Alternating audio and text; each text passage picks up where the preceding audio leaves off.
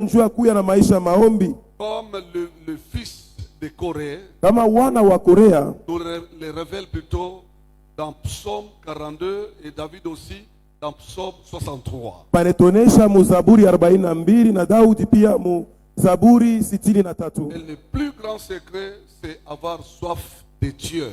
Na siri kubwa ni kuya na kiu ya Mungu. Donc ceux qui prient Wale wanaomba ont soif de bénédiction de Dieu et non de Dieu. wanakuwa na kiu ya mabaraka ya Mungu, hapana ya Mungu. Et ceux qui ont et qui développent la vie de prière Wale wanaendelea mu maisha maombi sont ceux-là qui ont la faim ou la soif de Dieu lui-même. ni wale wanakuwa na kiu ya Mungu ye mwenyewe, Et le reste après. na ile nabakia nyuma.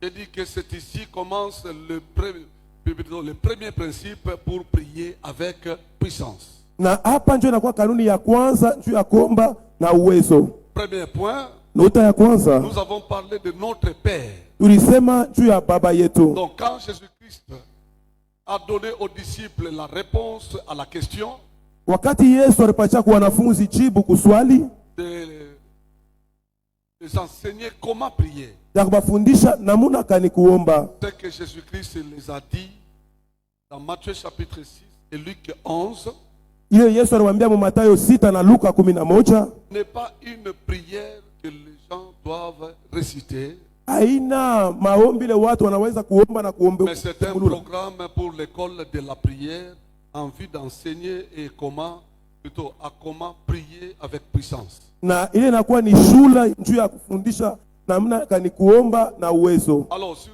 ce, pour prier avec puissance, Juu ya kuomba na uwezo nous avons donné la première condition, tulileta kanuni ya kwanza, c'est ta relation et ta communion avec le Père. ni uhusiano yako na ushiriki pamoja na Baba. Donc le problème n'est pas de prier, Mambo haina tu kuomba, mais les résultats de la prière. mambo ni matokeo ya Et maombi. les résultats de la prière dépendent de ta relation et communion avec Dieu.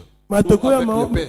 matokeo ya maombi yako inaelekea na uhusiano yako pamoja na Alors, Mungu wala na Baba. Pour prier avec puissance, Juu ya kuomba na uwezo il faut d'abord entretenir ta relation et ta communion avec le Père. unapaswa kutengeneza uhusiano wako na ushiriki pamoja na Baba. Nous avons noté bien, Tuliandika et mzuri là nous avons dit, na kule il y a tulisema, une différence entre le Père et Papa.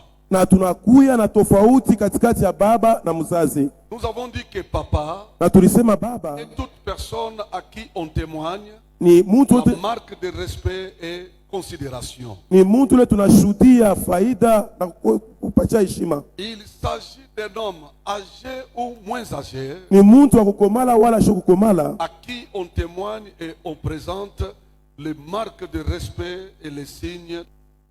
na kule banaonesha alama ya heshima, alama Et politesse. ya heshima na Nous avons donné un kumheshimia. exemple. Unaweza kuleta mfano, Nous avons donné un exemple. tulileta mfano, Nous avons dit ceci, tulisema que hivi, tu peux appeler ton enfant papa, unaweza kuita mtoto yako ton baba, frère papa, ndugu yako même baba, ton grand frère papa. hata mkubwa yako baba. C'est pas mauvais. Haina mbaya, C'est la marque du respect. ni tendo ya heshima. Tandis que le père, Lakini mzazi a plusieurs.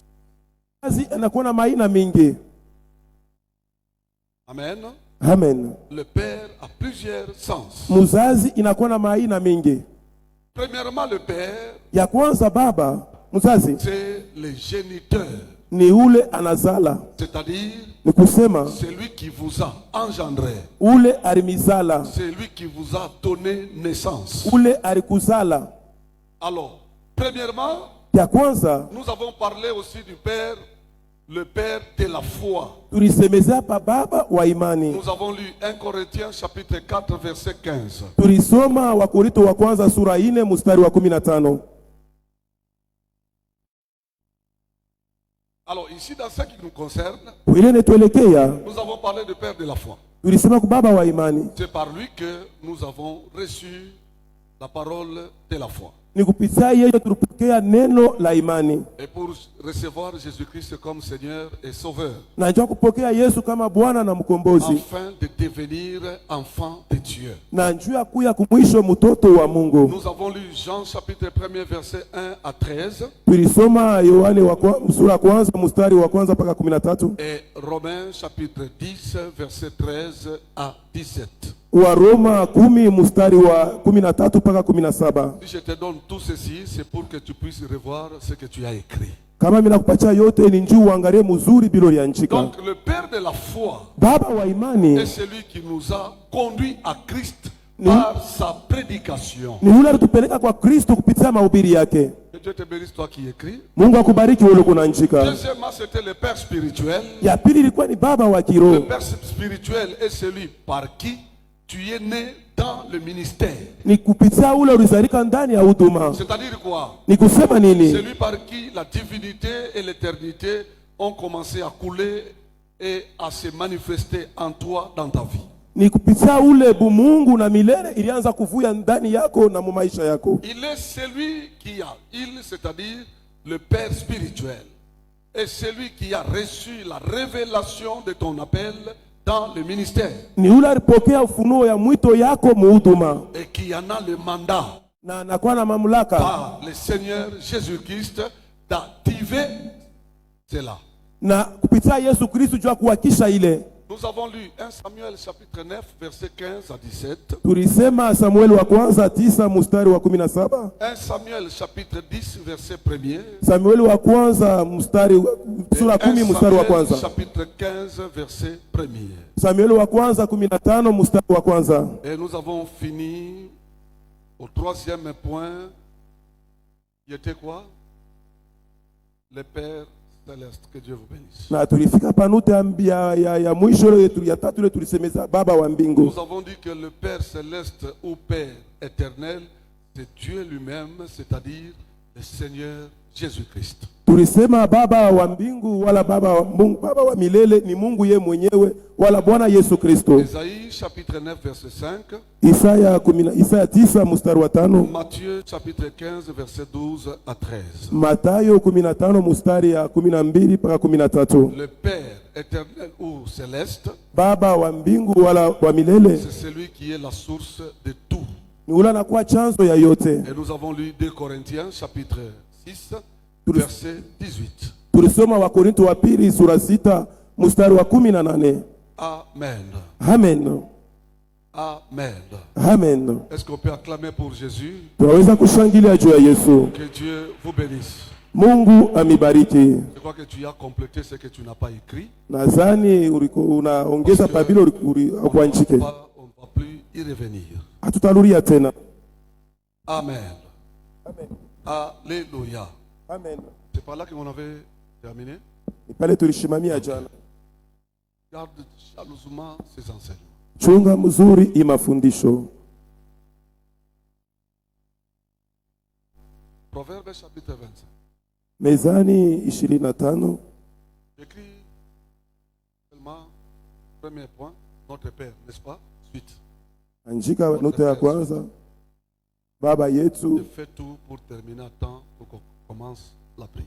nafanya yote juu tumalize wakati mbele ya wakati juu tuanze maombi. Nous sommes dans Proverbe chapitre 25 verset 2. Mezani 25 mstari wa pili, tasoma neno la Mungu. La gloire de Dieu c'est de cacher les choses. La gloire des rois c'est de sonder les choses. Ok, on peut s'asseoir, que Dieu vous bénisse. Tunaweza kuikaa, Mungu atubariki. La Bible dit que la gloire de Dieu, Biblia c'est de cacher les choses, nasema utukufu ya Mungu ni kufuchika vitu et la gloire des rois, na c'est de sonder les choses. na utukufu ya wafalme ni kuchunguza vitu. Amen. Amen. La gloire de Dieu Utukufu ya Mungu repose et réside dans les choses qu'il cache aux yeux des humains. inekala mubitu bila nafuchika wana watu.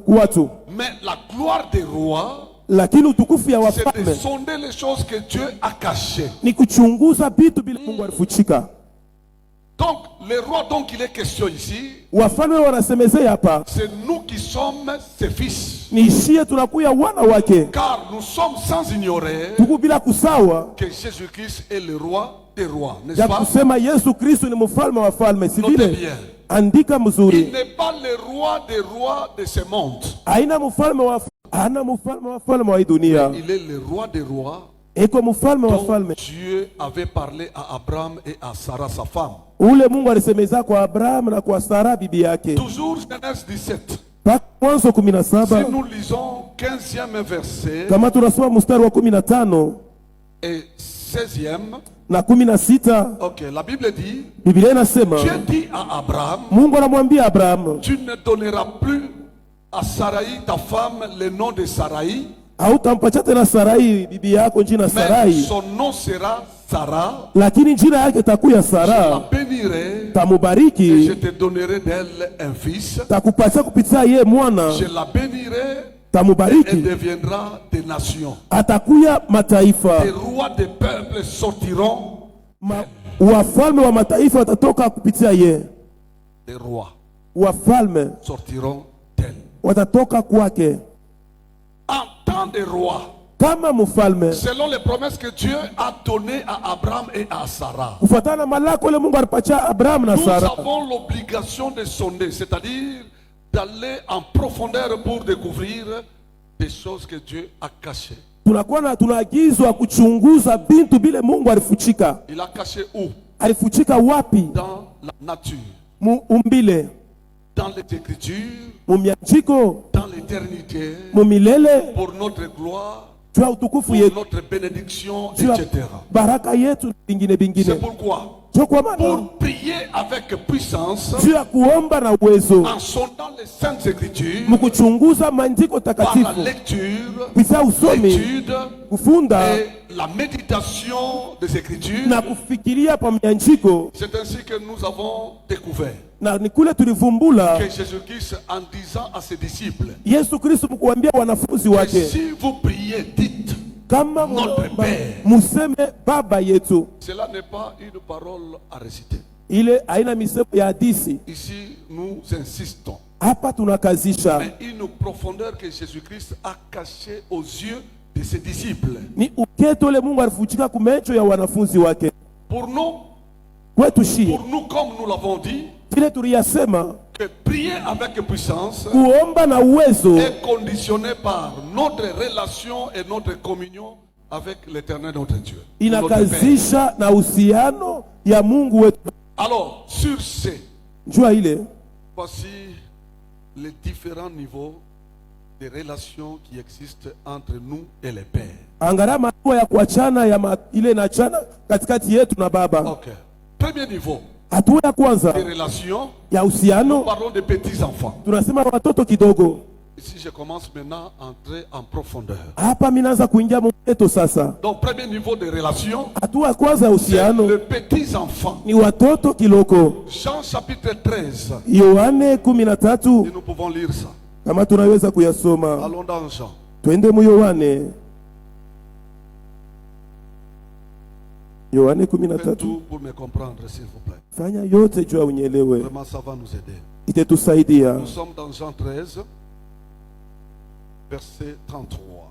Mes 33. petits enfants, je suis pour peu de temps encore avec vous. Nikuna wakati kiloko pamoja na weye. Vous me chercherez, Mutenitafuta. et comme je dis aux Juifs, Vile niliambia kwa Wayuda, vous ne pouvez venir où je vais. hamutaweza kufika kuni Je vous kunaenda. le dis aussi maintenant. Na mimi niambia sasa. Amen. Amen. Allons dans 1 Jean. Twende mu Yohane wa kwanza. Nous sommes dans 1 Jean, Yohane wa kwanza chapitre 2, sura pili verset 1er. mustari wa Mes kwanza. petits enfants, Watoto kidogo je vous écris ces choses nimeandikia bibitu afin que vous ne péchiez point. juu msitende Et zambi. si quelqu'un a péché, Kama mtu anatenda zambi, nous avons un avocat auprès du Père, tunakuwa na kutusambisha Jésus-Christ mbele le juste. Yesu Kristo anakuya haki. Toujours dans 1 Jean chapitre 2, Mpaka mu Yohane wa kwanza sura pili verset 12e. mstari wa 12. Je vous écris, petits enfants, Nimeandikia watoto parce kiloko que vous péchez, parce que vos péchés plutôt vous sont pardonnés à cause de son nom. Juma zambi yenu mesamiwa kupitia jina yake. Amen. Amen. Dis-moi bien. Unifuate mzuri. Les petits enfants Watoto kiloko sont ceux-là ni wale qui sont en Jésus-Christ, beko ndani ya Yesu mais Kristo, qui n'ont pas encore reçu, wala wayapokea à se débarrasser des péchés habituels. ya kuacha manzambi ya zowezo. Ça, ce sont les petits enfants. Wale wanakuwa ni watoto kiloko, Ce sont ceux-là ni wale que l'apôtre Paul appelle hommes charnels. ule mtume Paulo anaita mtu mwili, mtu wa kimwili. Il est à l'église, Eko ndani ya kanisa, baptisé dans les eaux, mwenye kubatizwa mu il maji, prie, anaomba, il parle en langue, anasema mulugha, il chante, anaimba, il prêche, anahubiri, mais les œuvres de la chair lakini matendo ya mwili les dominent encore. inamtawala tu. Porte-moi comme ça, je vais un peu rapidement. Pour Univumilie vile qu'on nikuenda kwa puisse haraka prier. tu tuombe. Donc, ce sont ceux-là Ni que wale l'apôtre Paul appelle hommes charnels. mtume Paulo anaita mtu wa Il kimwili. est à l'église, Eko mukanisa, baptisé dans l'eau, mwenye kubatizwa mu il mai, prie, il anaomba, parle en langue, anasema il mulugha, chante, il prêche, anaomba, anahubiri, mais les œuvres de la chair lakini matendo ya mwili les dominent. inamtawala. Comme une catégorie, Si tu es dans cette catégorie, la prière ne sera pas puissante. c'est pourquoi nous avons beaucoup de prières Ndio maana tunakuwa na maombi mingi stériles. ya kukauka bila matokeo, Aïzale Kitu. qui n'apporte rien. C'est-à-dire quoi? Ni kusema Il nini? n'a pas encore crucifié la chair et ses œuvres. Hayavunja mwili na matendo yake.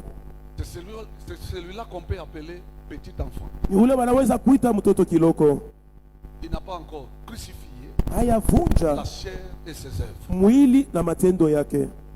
Les petits enfants, Watoto ça kiloko, c'était le premier tiré. ile ilikuwa ni kistari ya kwanza.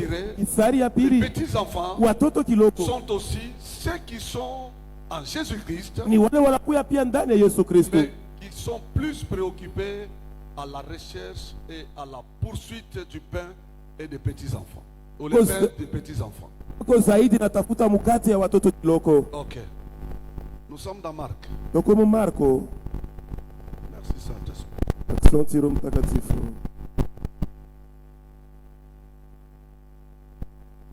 Nous sommes dans Marc chapitre 7, Marko sura 7 versets 28, 27 à 28.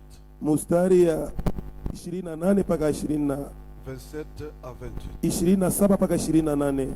Laisse d'abord les enfants se rassasier, Acha mbele watoto washibe, car il n'est pas bien de prendre le pain des enfants et de les jeter aux petits chiens. haina mzuri kupacha mikate ya watoto kiloko kuwa Oui, waimbo. Seigneur, lui répondit-elle.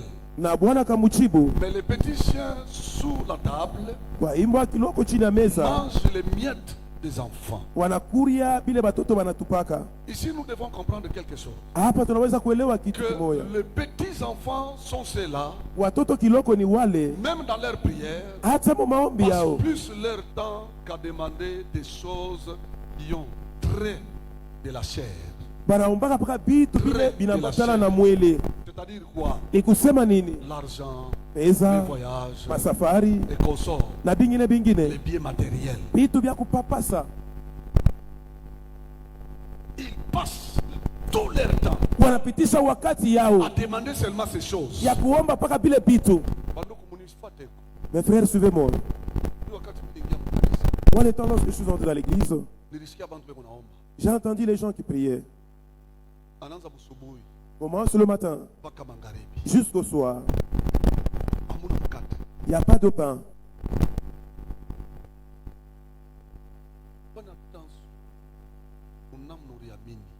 Tire attention par ta façon que tu as cru.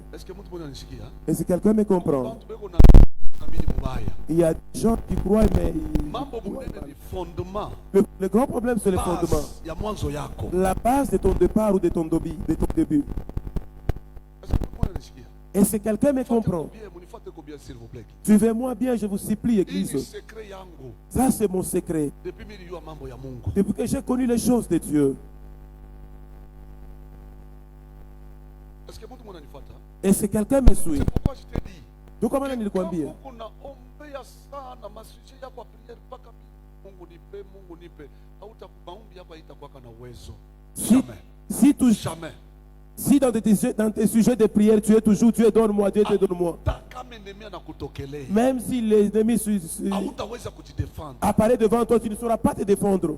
C'est pourquoi nous faisons ceci. Dans la prière personnelle, nous prions sur des choses célestes. Dans la prière des combats, nous ne prions pas, nous prenons pas beaucoup de temps avec le diable. Parce que beaucoup de temps nous prenons du temps pour la communion avec Dieu. Ouais, moi, Dieu remplis-moi. Dieu donne-moi la puissance. Dieu donne-moi. Dieu équipe-moi. Je peux faire même 3 jours. Même une semaine. Je prie toujours pour les choses du ciel. Dieu, ouais, moi. Mais si le diable m'apparaît, je n'ai même pas 1 heure avec lui. Maintenant, qu'est-ce qui se passe? Plusieurs chrétiens, leur temps de passer leur temps dans la prière. C'est Dieu donne-moi. Le temps de parler avec Dieu, il n'a pas.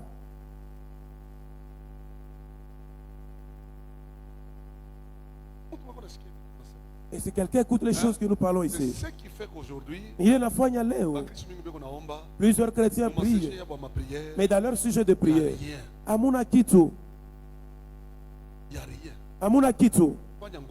fais tout.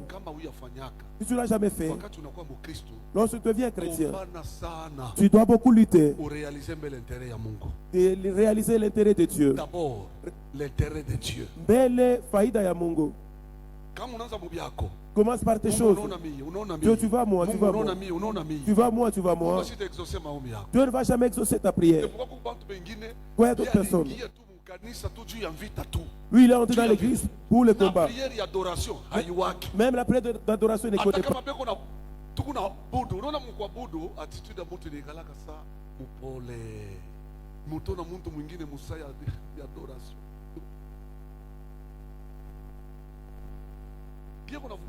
Il y a d'autres personnes dans l'adoration, lui il est en train seulement de briser, de détruire. Or, pendant l'adoration, nous devons être humbles, nous devons nous humilier devant Dieu.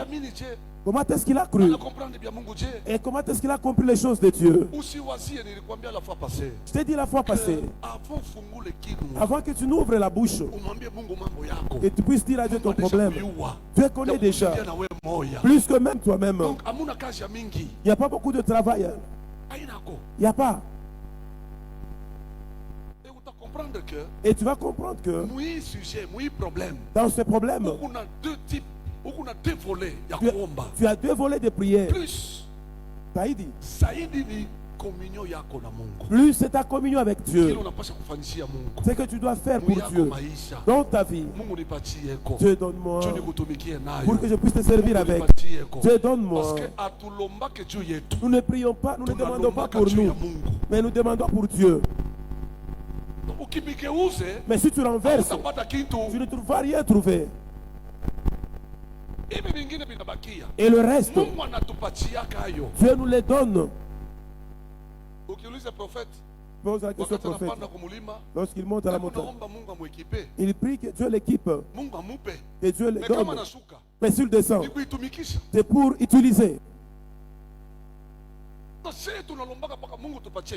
Nous demandons si Dieu donne pour nous ce qui nous appartient. Si tu demandes toujours les choses terrestres, il n'y a même pas l'intérêt de Dieu. Tu n'es pas l'intérêt de Dieu. Si tu étais l'intérêt de Dieu, tu devais avoir d'autres sujets de prière. Là où Dieu se retrouve, s'y retrouve aussi. Pourquoi Dieu a exaucé rapidement la prière de Anne? C'est parce que Anne avait prié pour Dieu. Parce que Anne a battu à Mungu. Donne-moi un enfant. Et cet enfant, je vais te l'emprunter. Tu as regardé le sacrificateur. Avait déjà abîmé. Il dit qu'on n'a pas failli d'ailleurs. Lui a donné un enfant. Et Anne a retourné à Dieu. Et si quelqu'un me comprend, ce qui fait que nous prions tellement beaucoup, résultat inako. lakini hakuna matokeo. Intention yetu Mais nos intentions haifanani na ya Mungu. n'est pas cohérent avec Dieu. Problème haina mbele komba. Le problème c'est pas la Problème prière. intention ya ile prière. Le problème c'est l'intention de la Ya prière. batale na intention ya Mungu. Ça doit toucher avec l'intention de Dieu. Et là Dieu va exaucer ta prière.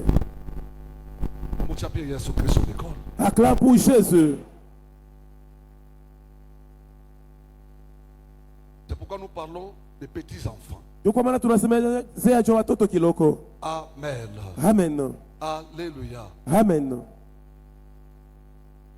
Passe tout leur temps Weko unapitisha wakati yote yabo à demander des choses éphémères. mkuomba vitu vya chini. Amen. Amen.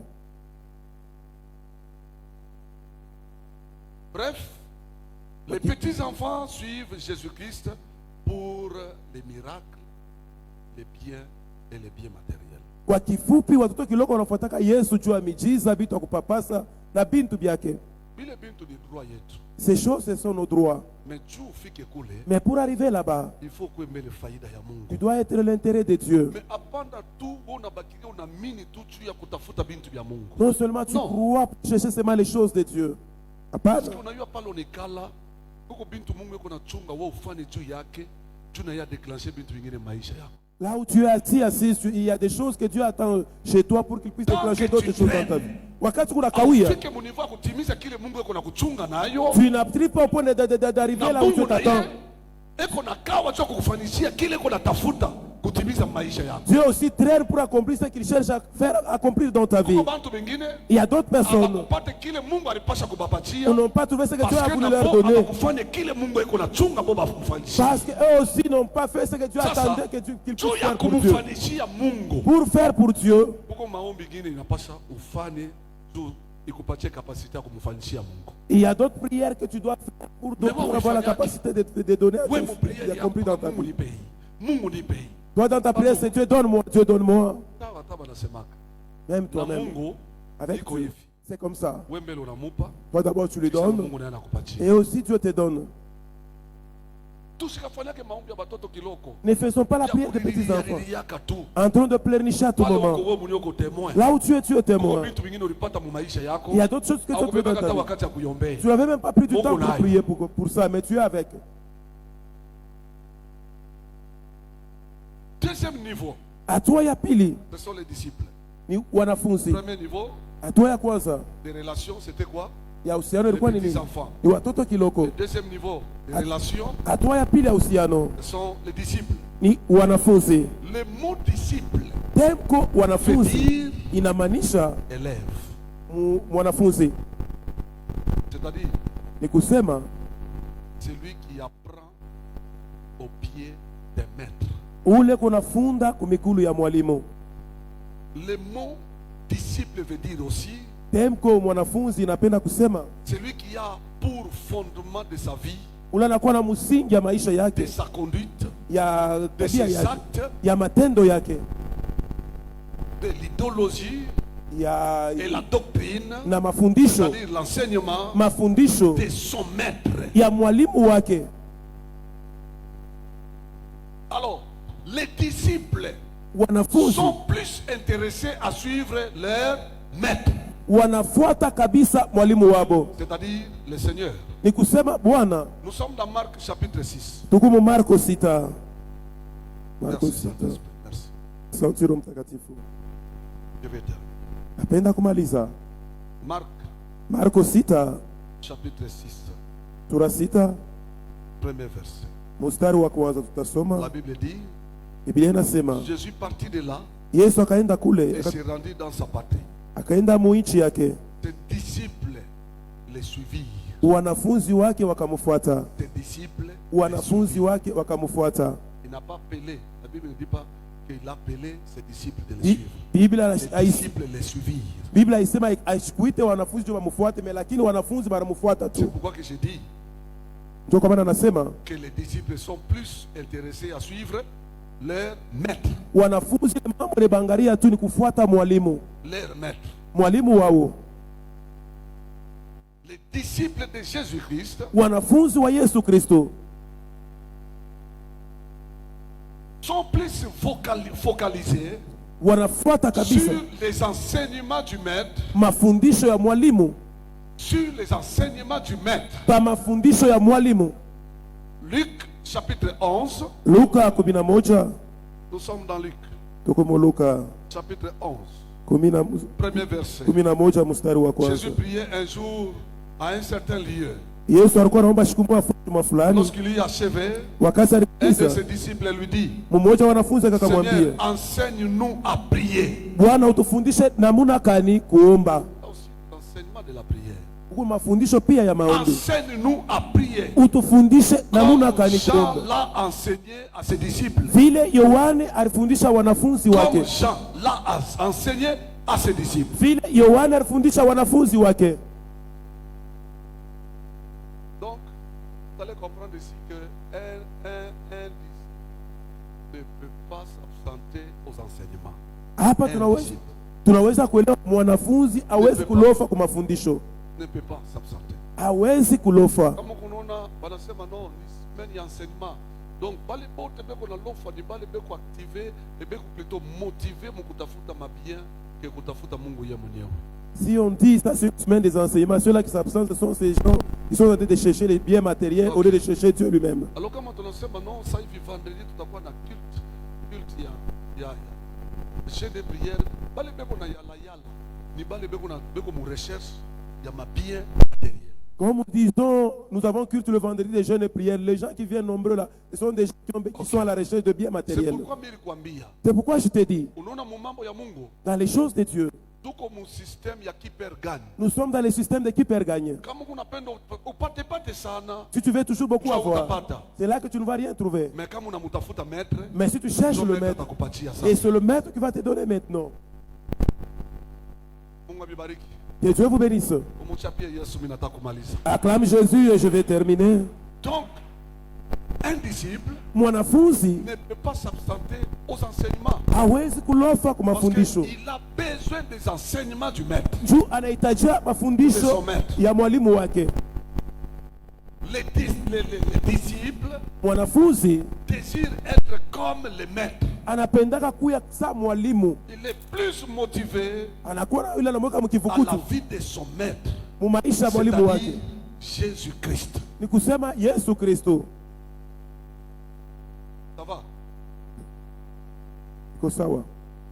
Le maître Mwalimu est son modèle, ni mfano wake, sa préférence kila anataka et sa référence na dans toute sa vie.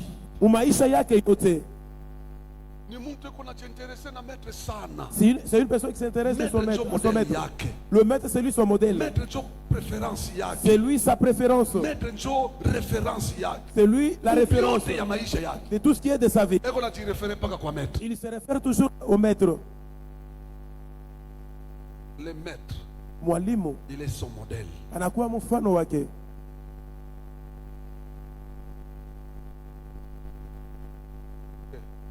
Sikia, Un disciple mwanafunzi affectionne plus aux choses d'en haut.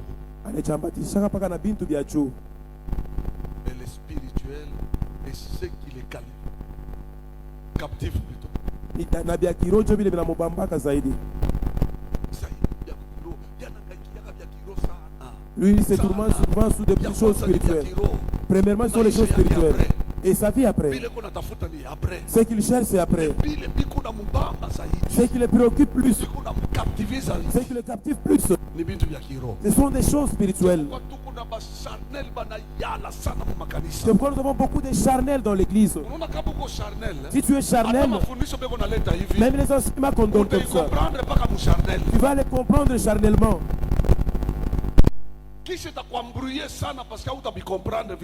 Et après, ça va beaucoup t'embrouiller, tu ne vas pas comprendre comme il faut. Or, un disciple, Mwanafunzi, matériel, ce n'est pas d'abord le matériel. Premièrement, c'est le spirituel.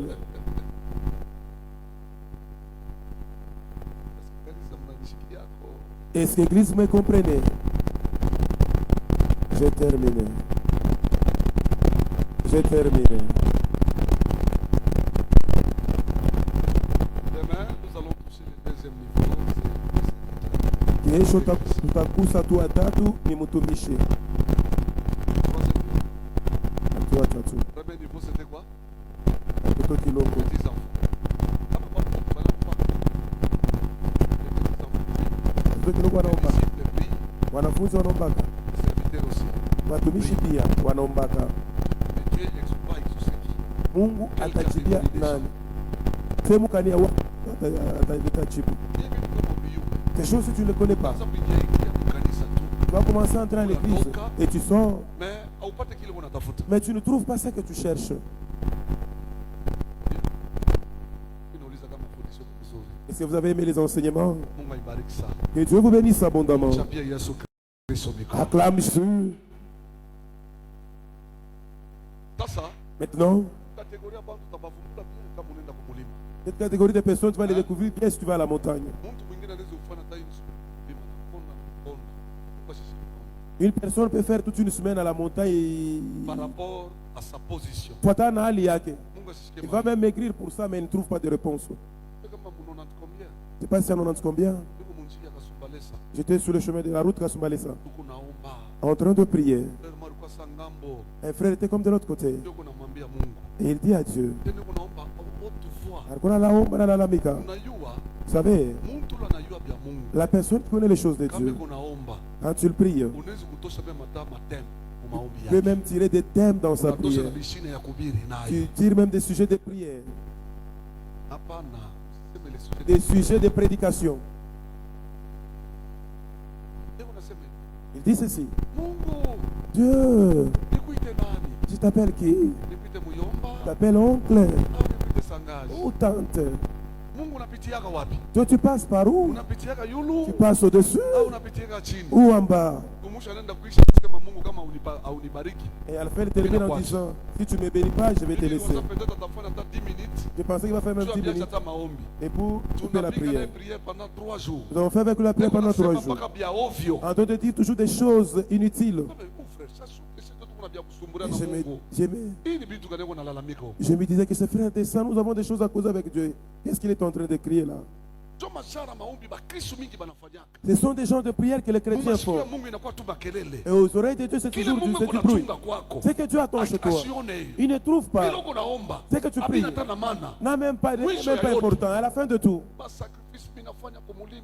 le sacrifice que je Mungu viens faire, asione et Dieu ne me voit pas. Huko unaokipe position kani vis-à-vis na Mungu. Tu occupes quelle position vis-à-vis de Dieu?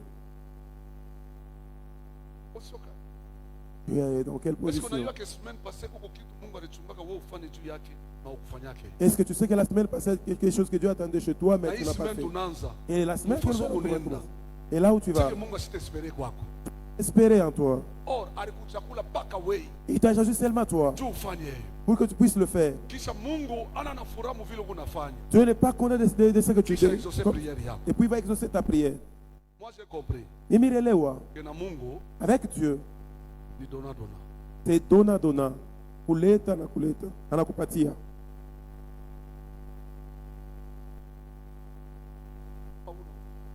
Si tu n'es pas spirituel, il a quoi qui gomme? Unaona mabia materiel ma voyage mwingine. Ni kironjo ni kokotaka. Le bien matériel, le voyage est autre, c'est le bien matériel, c'est le spirituel qui attire. Kama wewe unaanza na materiel. Commence avec le matériel. Puissance ile na materializaka. La puissance qui Vile vitu wewe matérialise unatafuta. les choses que tu Haitatumika. désires, ça ne va pas fonctionner. Kama unapenda kuwa faible. Tu veux être faible. Angaikia maisha. Mais kama unapenda kuwa puissant. Tu veux être Angaikia puissant. kiroho. Et pour les choses spirituelles. Amen. Ishi hapa. Et je termine par ici. Mungu akubariki sana. Que Dieu vous bénisse abondamment. Sasa par rapport ya hii mafundisho Par rapport à ces enseignements, ujangalie tu dois te regarder namna kani uko natembea na Mungu. la façon que tu marches avec Na maombi Dieu yote unafanyaka. et toute prière que faites. Pourquoi il est exaucé? Pourquoi ce n'est pas exaucé? Pourquoi? Unajua mwisikia Vous êtes dans ce siècle. uko bantu unamwangalia hivi. Il y a des gens que tu regardes. Unasema Mungu kwako. Tu dis Dieu existe. Unamwangalia tu hivi. Tu le regardes seulement. Unasema Mungu kwako. Tu dis Dieu existe. Uko bantu mpaka mwisikia Il y a toujours des gens dans ce siècle. Beko na baita sa vile barita Paul. On les appelle comme on appelle Paul. Unasema nous avons vu Dieu Tuliona Mungu sous forme d'un homme. mfano ya moto Eko nasema en train de na parler. mbingu iko natimiza. Et le ciel accompli Mpaka pale. sur place. Ni wewe angalia vile kunahangaika. Toi, regarde comment tu souffres. Tengeneza. Repars. Panga bintu bien. Arrange bien les choses. Pas selon toi. Hapana kufuatana na Mais wewe. selon Dieu. Mais kufuatana na Mungu. Je vous dis vrai. Nimeambia bia Mimi kweli. naona wale watu wanafanya exploit na Mungu. J'ai vu les gens qui ont pu faire les exploits Mpaka avec wale Dieu. baliangaikia Mungu mukiro sana. Ce sont les gens qui ont souffert Sio avec wale Dieu walifanya spirituellement. exploit. Ce sont des gens qui ont pu Wale faire les exploits. waliangaikia tu maisha yao. Les gens qui ont souffert pour Jina leur la vie. Yesu. Au nom de Jésus. Hawakupata kitu. Ils n'ont rien trouvé. Sasa Maintenant, usisikie mpaka mafundisho n'aie pas peur des kisha unabeba enseignements. unaitupa. Et tu jettes. Utakonete mpaka madifikulte mu marche yako. N'écoute pas les enseignements et puis tu jettes par après. Tu auras des difficultés dans ta marche. Hii mafundisho unasikia. Les enseignements que tu as écoutés, Badilisha namna yako ya kutembea na Mungu. change ta façon de marcher avec Dieu.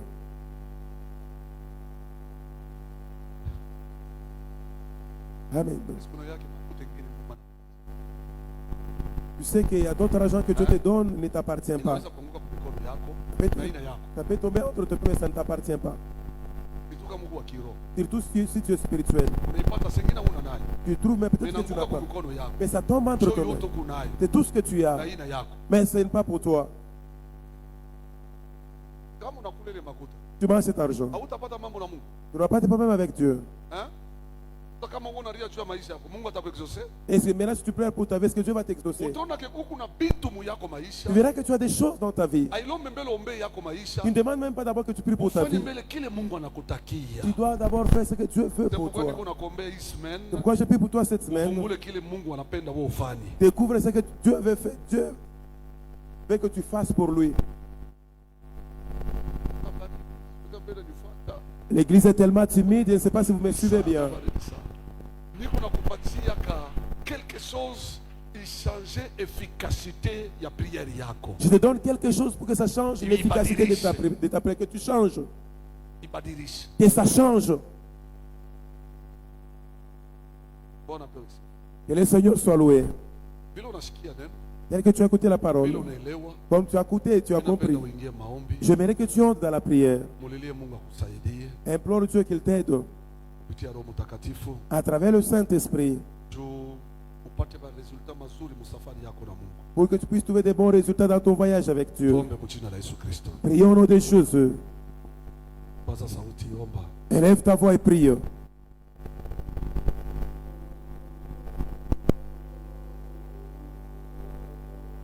Paza sauti, omba, omba, omba, omba. Élève ta voix et prie, prie. Usikale kimya, omba, omba.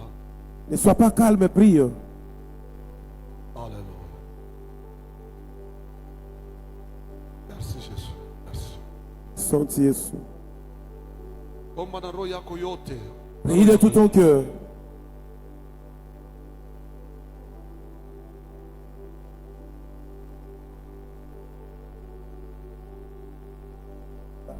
Paza sauti, omba dada yangu, omba ndugu yangu. Élève ta voix, prie mon frère, prie ma soeur. Kupitia hii fundisho, À travers ces enseignements, maombi yako ikuwe na uwezo. que ta prière soit Maombi puissante. yako ianze kuzala. Que ta prière commence à enfanter.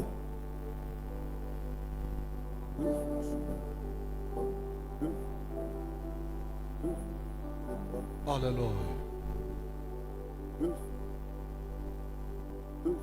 Omba ndugu, omba dada. Prie mon frère, prie ma soeur.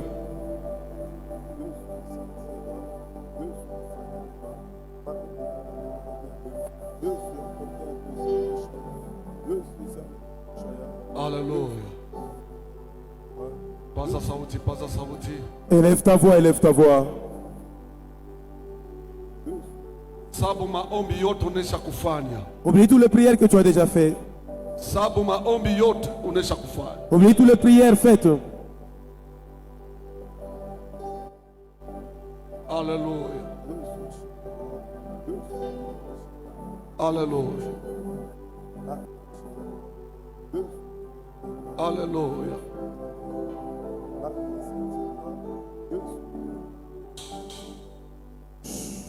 Niko nasikia hapa J'entends ici kitu kimoja. une chose. Unaona vichi wote tuko hapa. Vous voyez, tel que nous sommes ici, Unapasha kuwa intérêt ya Mungu. nous devons être l'intérêt de Dieu. Mungu eko esprit, Dieu est esprit. yetu kuna chair, Nous avons la chair. kwa kazi nyingine mpaka mwili ndio unapasha kuifanya. Il y a d'autres travaux, seulement la chair qui peut l'exécuter. Mpaka mwili ule kona mwili, mwili ndio inapasha kuifanya. C'est lui qui a la chair et c'est la chair qui peut le faire. Et Dieu compte sur toi. Mungu anahesabia pako. Et vous allez comprendre que tous ici tulikuya mudunia juu kila mmoja amutumikie Mungu kufuatana na vile Mungu anabipanga. Là, vous allez comprendre.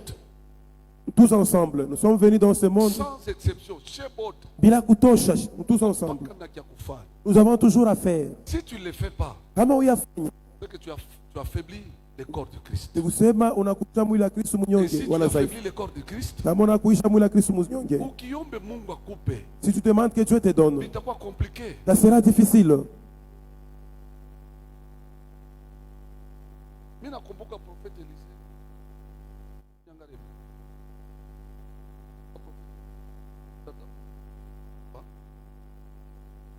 Ulisikia dada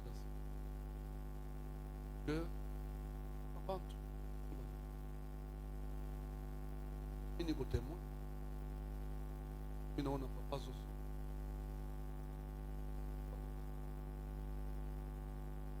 nasiku kuna mtabiri bali kanisa kukota kwa familia yake kanisa beko ba mingi eko na neema kama anamwambia huyo mpaka nichika anakuwa mkanisa. Kumbi yote ile kunafanya Mungu kunaona. Na kama huko misemo mazuri Mungu alimpatia ni kufuatana na vile alifanya. Konyambia kama sikubifanya. Kwa bintu vingine itakuyaka maisha yako. Bado unafanya kitu kizuri juu ya Mungu. Utaona unachunga mpaka Mungu akupe, na Mungu wewe hauya mpaka kitu. Nguvu yako patie. Mwakili yako patie. Kwa mimi nikaanza mimi nakuja hivi niangalie kama mimi naona mpulu moja nakufa nendaka mimi nauza hii ya mpulu itanisambia tu kwa Mungu kuko kitu mbingu itasema tu juu mimi nafunga mpulu ukanisa beba kitu mengine kwa bangari yake ile banangaikia mpaka maisha.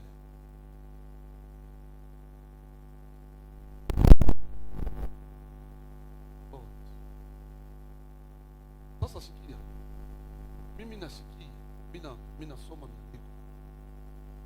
maandiko kunasema laaniwe wote kunafanya kazi ya Mungu Saula anacha kazi parce que ule kunatumika mbona vifaa mbaya leo naifanya mbaya bala mpikia hapo yule Saula adesha kunyataka. Et parmi les éléments qui affaiblit ma prière ya Kristo Mungu wakati hatari unaita Mungu ana unaweza kufa na kufa. Unaweza kutoka mdunia. Et puis tu as ma justification, miandiko kunasema qu'est-ce qui peut vous séparer de l'amour de Christ? Donc ma justification yote lotaletaka juu ya kazi ya Mungu haina nafasi. Ebantu. E kama unaomba Mungu anakubariki. Kuma position yetu kuna occupé vis-à-vis na Mungu ya mingi kuna tu bloquer c'est on a kitu kizuri.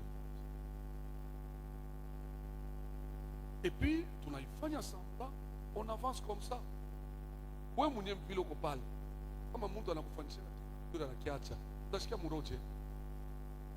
Sasa Mungu akumbingu wewe ulikuwa pa posto fulani uko unatumika kazi yake tunayabandone. Mimi nilisoma maandiko Biblia chamba yangu mimi moyo Mungu niko na entretenir me ula tatokelea musamba yangu kama muchi ya miba eko sa chimoko mumancho yangu mimi Mungu yuko nasema na nani na ule kuna abandone kazi yake. Epuka mimi naambia kama weza ya kusema ni yake bado niko intercesseur mimi naambia intercesseur parce que hakuna kitu ili tanizuiza mimi kubakilia intercesseur. Il y a beaucoup d'éléments qui font que ma prière est inexaucée. Kisha kumsose meno. Bila shaka disha zamani ile kilikubakia tu nikiingia mpaka mkanisa. Naongopaka Mimi nikalaka na boka talamuka busubuhi hivi, inafika magharibi na kile mimi nafuatia Mungu na yongopaka mpaka nifanye kitu kimoja roho yangu tulie, parce que asiponipatia journée juu yangu alinipatia journée juu yake.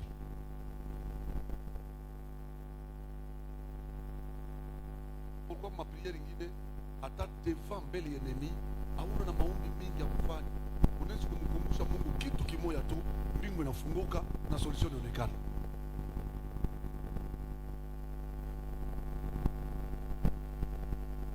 Umeonesha leo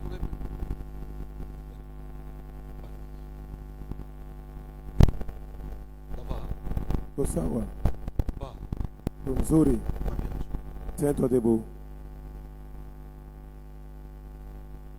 Wakati ya kuomba na vile unasikia neno hapa, tunaingia hatua nyingine.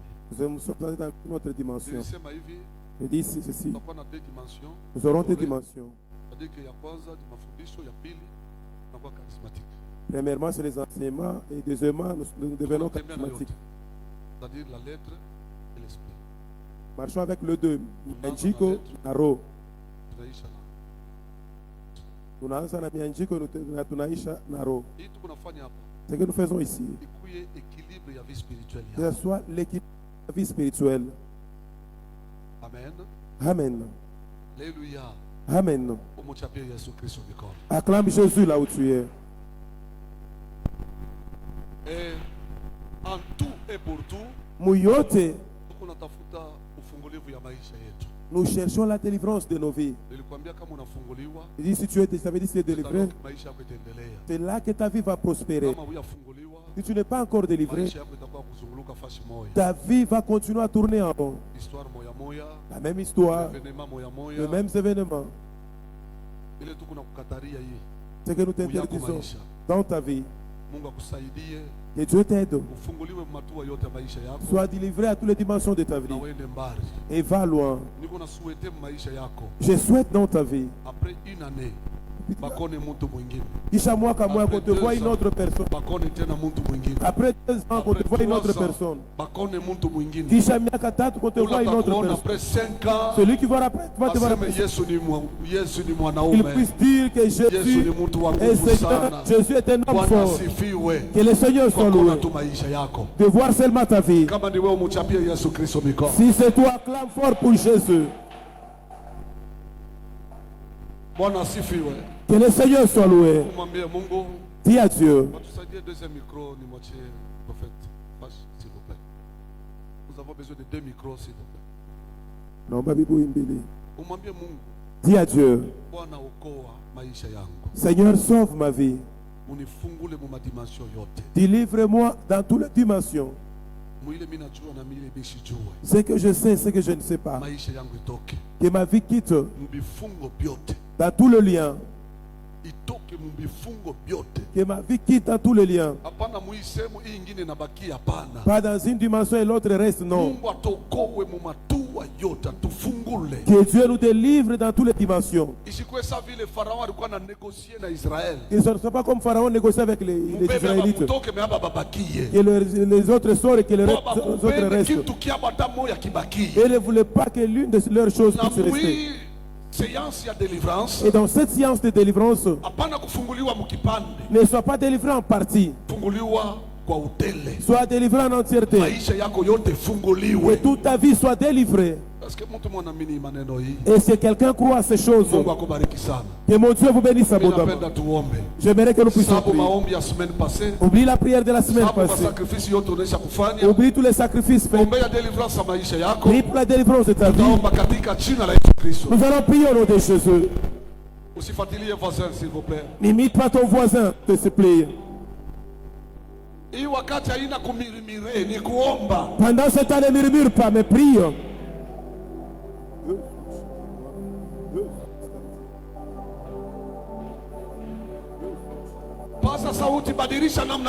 Élève ta voix, change ta façon de prier.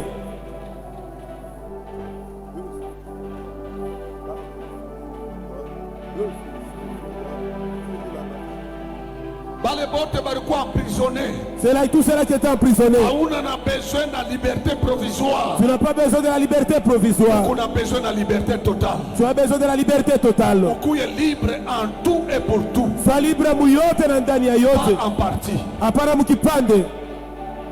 Obe ufungulivu ya maisha yako. Prie pour la délivrance de ta vie. Mungu akufungule. Que Dieu te délivre. Mungu akutoshe mubifungo. Que Dieu te tire des liens. Est-ce que nous changer namna kuomba s'il vous plaît? Est-ce que je peux changer ta façon de prier, je te supplie?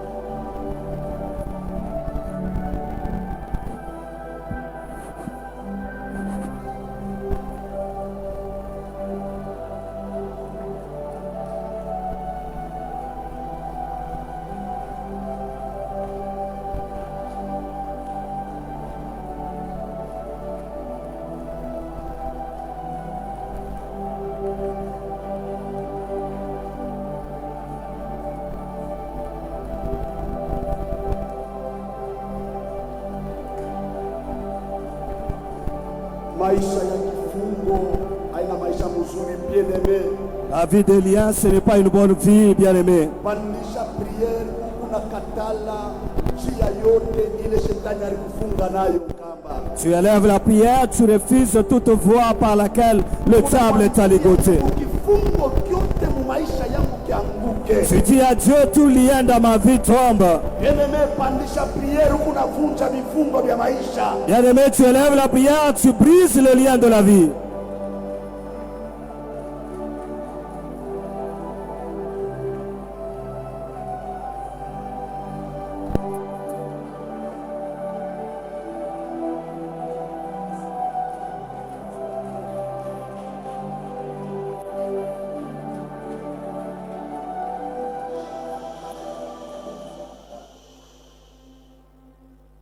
Fungula mbele macho yako. Ouvre d'abord tes yeux. Preoccupation yetu Notre préoccupation majeure, ni quelque part kulo nekalaka c'est là où quelque part tu résides, tokeko. tu dois quitter là-bas. Kama utatokako Et si tu vas y quitter, hautatoka tena na malama ya kule balikuweka hapana. tu ne vas pas y quitter avec les signes de là où tu étais. Utatoka na malama ya Mungu. Tu vas quitter avec les signes de Dieu. Ndio kwa maana tunamsikia mzazi anasema hivi, C'est pourquoi nous entendons le Père dire ceci. kama utatoka Si tu vas sortir, haitakuya liberté provisoire. et ça ne sera pas Uru Yamuda, Kutoka kwako et ta sortie, ni liberté totale. ni Uru Mutele. Sante yako itatoka, Ta santé va sortir, ndoa yako itatoka, ton mariage va watoto sortir, yako watoka, tes enfants vont finansi sortir, yako itatoka. tes finances vont sortir. Mungu akubariki sana. Que Dieu te bénisse abondamment. Ule papa eko kumukongo ya papa yetu. Le papa derrière, papa Edo, Atutemele pembeni. s'il peut passer devant. Ndio papa.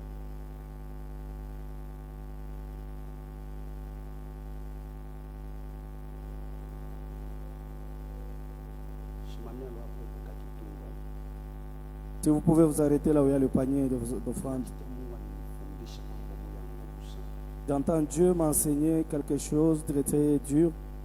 Tu dois beaucoup prier sana Unapasha kuomba kabisa juu ya maisha yako. concernant votre vie. Unihurumie kwa Et pardonnez-moi, mimi napenda leo nikusaidie. j'aimerais vous aider aujourd'hui. Kuko bintu bimoya unasamleke abiendekie Il y a certaines choses qui ne semblent pas bien marcher mu maisha yako, dans votre vie, mu ndoa yako, dans votre mariage, mu nyumba yako. dans votre maison. C'est pourquoi mimi nakwambia ke unihurumie mbele. C'est pourquoi je vous demande pardon d'avance. Hapa tuko na lomba. Pendant que nous prions, Minono pembeni yako. Je vois à votre côté muntu moja. une personne. Huyu muntu ni mwanamke. Et cette personne, c'est une femme. Panake mimi namuona, Et lorsque je le vis, mimi nakuona unatoka hapo unafika nyumba yako. je vous ai vu quitter ici, arriver dans votre maison. Mwanamke ashikwache. Et cette femme ne te lâche pas. Ule mwanamke niko namuona eko paka na wewe pembeni pembeni. Et je vois cette femme toujours à tes côtés.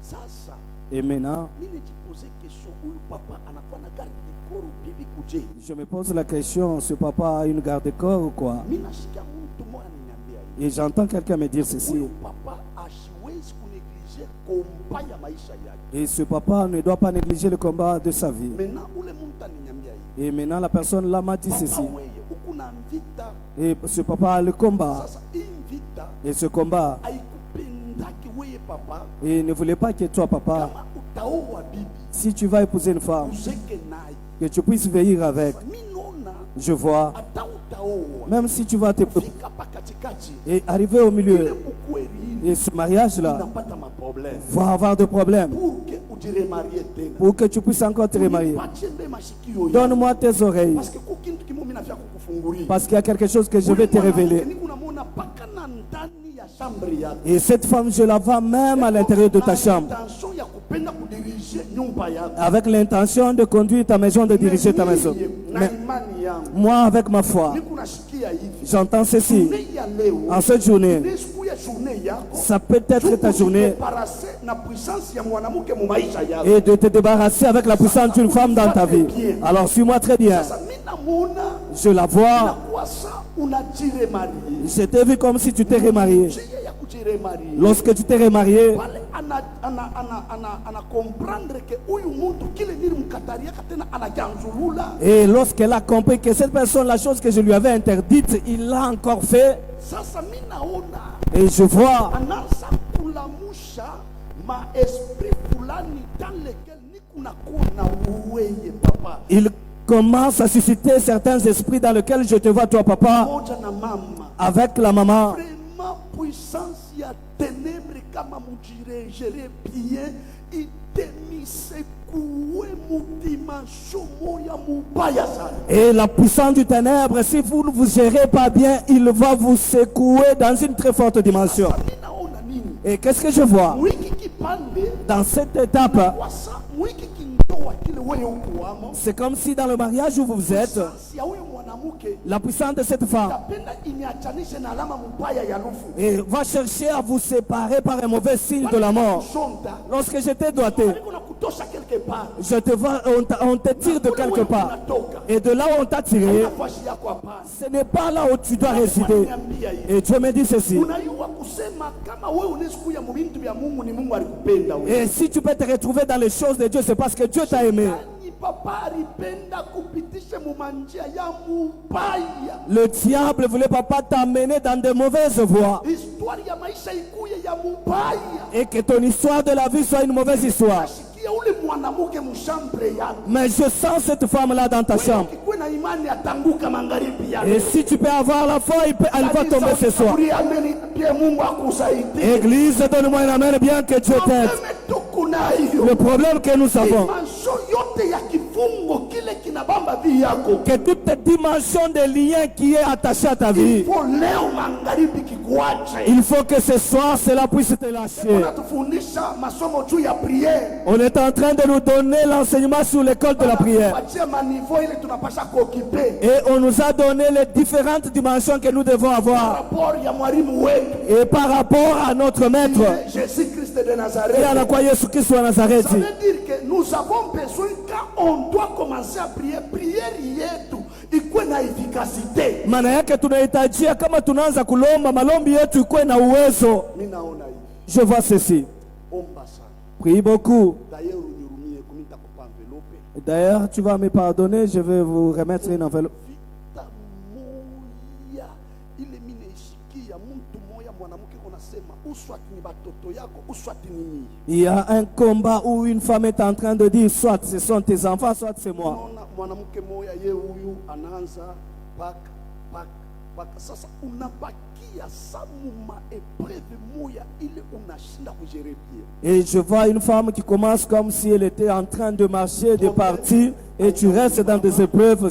Le problème, ce n'est pas celle qui est là. Problème haina tabatoto. Le problème, ce n'est même pas les enfants. Problème ni ule eko na fuata maisha yako. Mais le problème, c'est celle qui est en train de poursuivre votre vie. Tu dois décider ule mwanamke akwache. Unapasha kubeba mpango que cette femme te lâche. Kama utechika amen ule mwanamke ana nafasi tena. Et si vous allez dire amen, cette femme n'a pas de place. Minona mivuruku ikuna bamba batoto bule. Et je vois des troubles entre les enfants inutilement. Mina si mivuruko. Les troubles Ikuna bamba batoto bule. qui saisissent inutilement les enfants. Mais mwenye na mambo. Mais la cause du problème, Pendele yake wao vivre maisha ya ndoa. c'est celle qui ne voulait pas que toi tu puisses avoir une vie de mariage. Karibu ya leo. Ce soir, Nisipende nimushikie tena akwe na poa.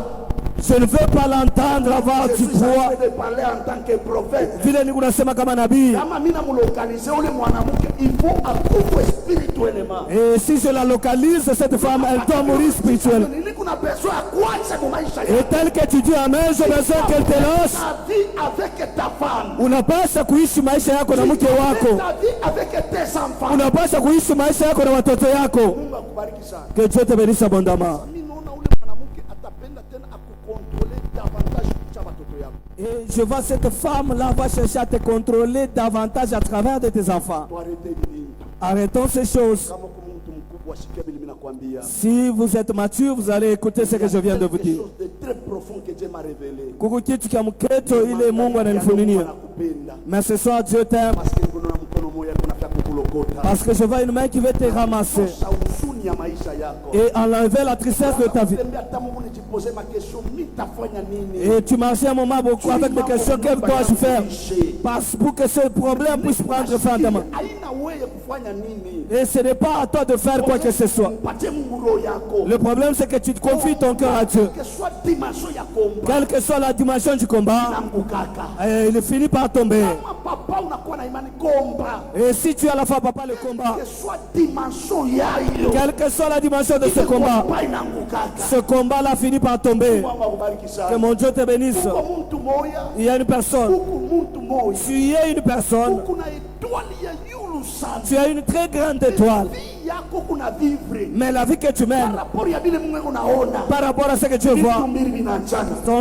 deux choses différentes. Magharibi ya leo. Ce soir, Mungu wa montagne Carmel. le Dieu de la montagne du Carmel puisse réjouir ton cœur. Sema magharibi ya Je leo. dis ce soir, Mungu wa montagne Carmel. le Dieu de la montagne Peleke munjia yako ya vya kweli. puisse t'amener sur ta voie de ta destinée. Kuweke mumanjia muko mamiba.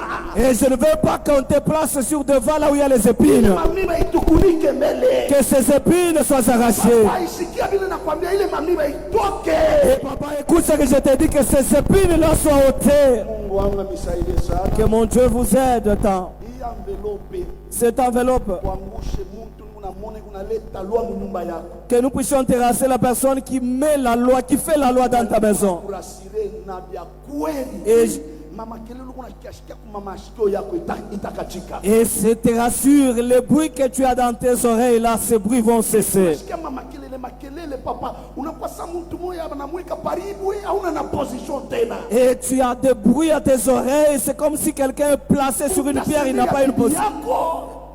Utasemea bibi yako. Tu vas parler en faveur de ta femme, Pia utasemea watoto yako. ou soit tu vas parler en faveur de tes enfants. Ya nguvu sana. Et c'est très dur. Papa unapumzika. Papa, tu respires. Je m'aime mal. Mungu akusaidie sana. Que Dieu vous aide. Fani. Ula alikuchukia. C'est lui qui t'a haïssé, Abumbane na Mungu. qu'il se rencontre avec Dieu. Hii sheri Cette chair iko consacrée. est consacrée. Tukunapanda juu ya kuanonse maorakle ya Mungu. Nous montons pour annoncer les oracles de Dieu. Ushikabaki yake tena na hii mambo kuro yako. Ne reste plus avec ce problème à cœur. Magharibi ya leo. Ce soir, Que le Dieu de Papa Nzinga Mungu wa baba donne la Nzinga résolution muito kunayo. alete jibu mi maneno. Hii moment Ce moment-ci, ninajire devant Dieu. je jure devant Dieu, Kama Mungu iko derrière batumishi baki Si Dieu est derrière ses serviteurs, ile puissance ya sorcellerie kwachi cette puissance de sorcellerie te lâche. shikameni ya bien sorcellerie yanguke Et dis un amen bien que la sorcellerie tombe. mwanamke mfamili yako asipende maendeleo yako akwache Cette femme de ta famille qui ne veut pas ta prospérité te lâche. déloger Je commence à la déloger nyumba yako de ta maison, ya watoto yako de la vie de tes enfants. Au nom de Jésus de Nazareth. Jina la Yesu Kristo wa Nazareth. Enveloppe. Prenez l'enveloppe. Bapote kama makuta Vous allez y mettre l'argent par rapport ya combat selon le combat que vous avez. tafuta ya monta Je ne fixe pas le montant, kile mimi unapenda mais ce que moi je veux, faut ijuma hii est que cette semaine, kuye juma ya témoignage yako que ce soit une semaine de témoignage pour vous. Nasema hivi Je dis ceci, juma hii cette semaine, kile mimi natafuta ce que je souhaite, kuye ko juma que ce soit une semaine, ya wewe kusabwa kwa mateso et que toi tu puisses oublier la souffrance problème mu nyumba yako avec les problèmes qui est dans ta maison. Mungu makofi ya Nous acclamons très bien Dieu.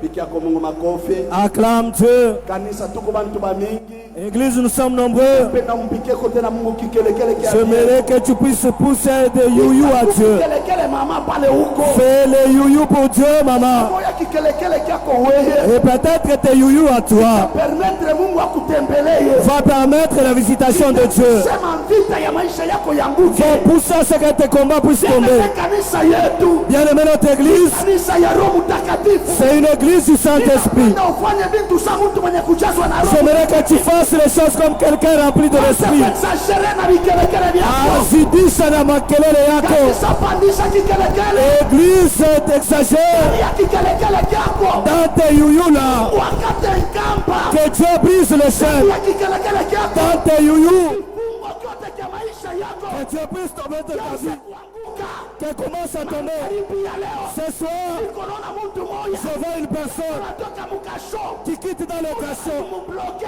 Là, on l'a bloqué. si Jésus Oh, merci, Saint. la manjo merci Jésus Merci, Jésus. merci Asante. minona splendide ne Je vois splendide. voilà ninaona Je vois. beko na mtosha mkintu kimoya On est en train de l'attirer de quelque chose.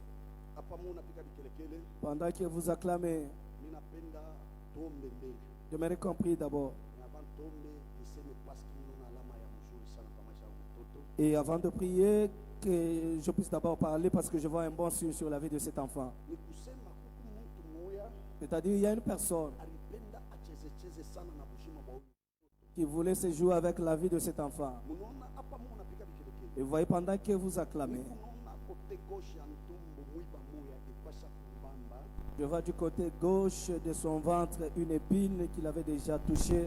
ile mwiba ile Et cette épine, mancho ya kiro pale nafunguka lorsque mes yeux spirituels se sont ouverts, kichwa cha mwiba kuko kichwa su forme ya kichwa cha nyoka et je vois là à la tête de l'épine là, c'est comme la tête du serpent. kiranza tamu kinamtwanga mtoto anafanya hivi À un moment donné, c'est comme si ça lui piquait, l'enfant descendait comme ça. sasa mimi naona hivi Et je vois ceci. mancho ya badokteri ba hii dunia Et les yeux de médecins de ce monde, batasema mtoto eko na appendicite on va dire que l'enfant a l'appendicite. mancho ya kiro Avec les yeux spirituels, kintu je suis en train de voir, il y a quelque chose vile niweka mu maisha ya mtoto qu'on a placé dans la vie de l'enfant pour que vie yake yote ikakuye kontrole pour que toute sa vie soit contrôlée. mimi naona mashukuku mbele Je vois dans les jours à venir, eko na prepare operation yake on est en train de préparer son opération. ndani ya operation Et à travers l'opération, sasa ule mpikelekele écoutez l'église, pendant que vous acclamez, na mkono moi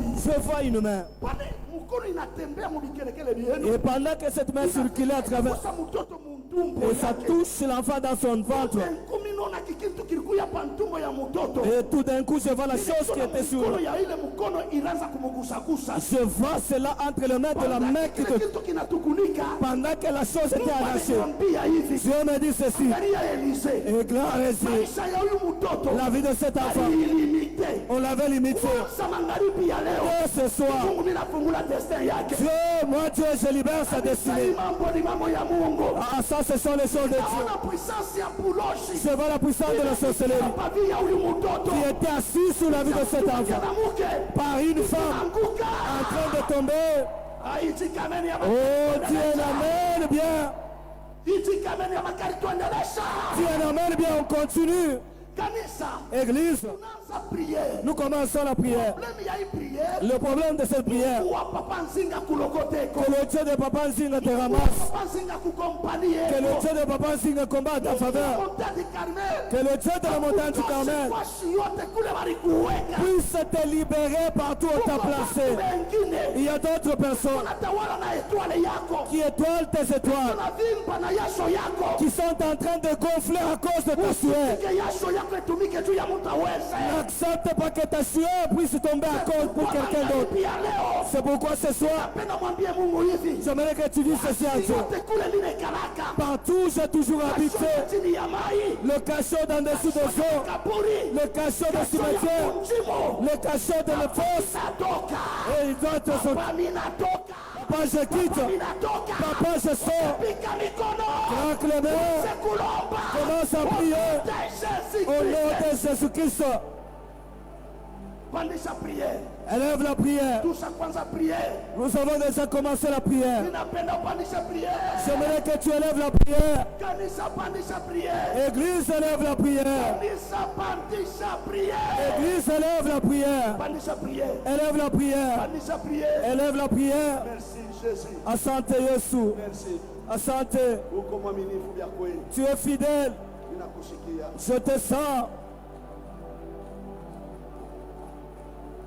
Kama utalomba bien. Si tu vas bien prier, Malama ya uloshi tanguka. les signes de la sorcellerie vont tomber. Utalomba bien. Si tu vas bien prier, Watakugusa. Dieu va te toucher. Merci. Asante.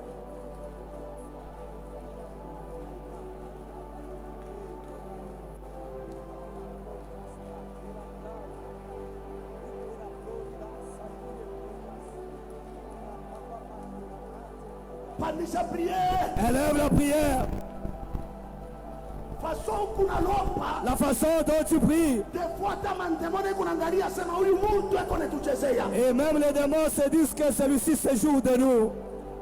Pandisha prière. Élève la prière. Vunja alama ya kifungo bien-aimé. Brise les signes de lien, mpendwa. Vunja. Brise. Oh sana. Alléluia.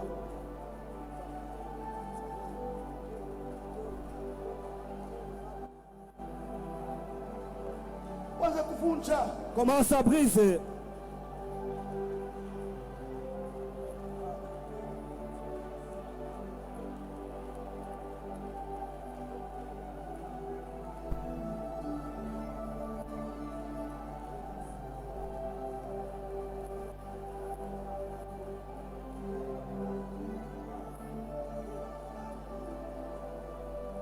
Pandisha prière pale huko bien-aimé. Élève la prière là où tu es, mpendwa.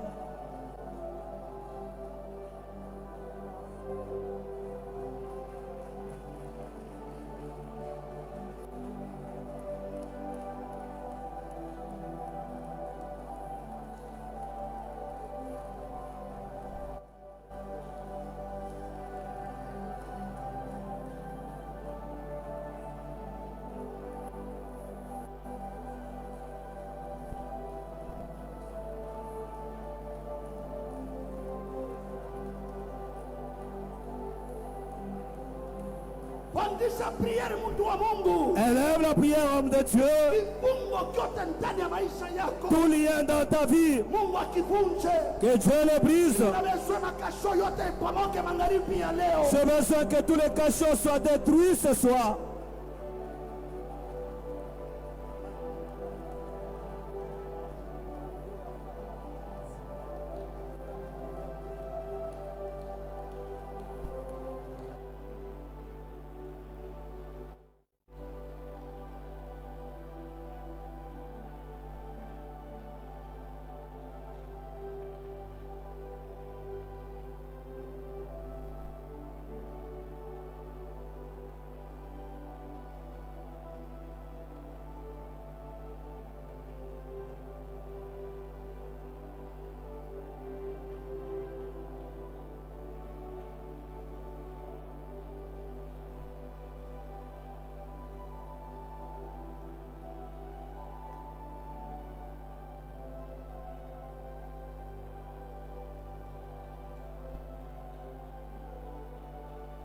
Mtoto huyu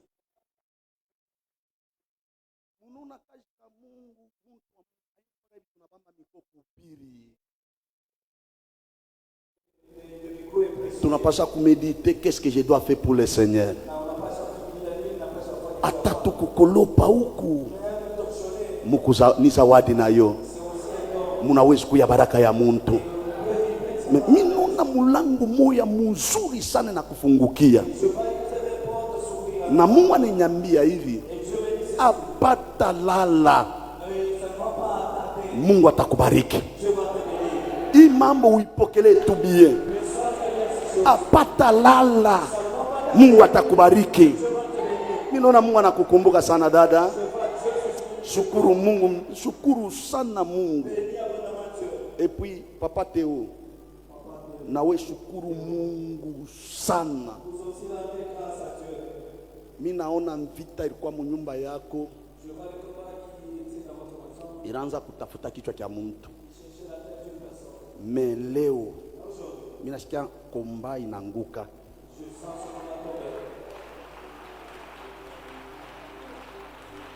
Unayua shetani ni pumbafu. Kama anamugusa mtu, anapenda kamwimilie mtu pour que siku moya mtu akuye na madute mbo comprendre Mungu hii mambo iko ninifikia bikuje.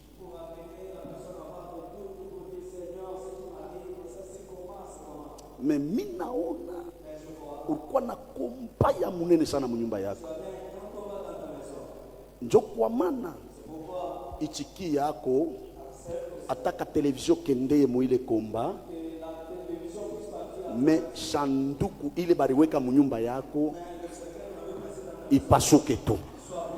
Unanishikia papa Teo, we ichikia tu ata ile mambo ifike vile. Bakwiba taka television, bakwiba taka kintu kakifulana taka boomer.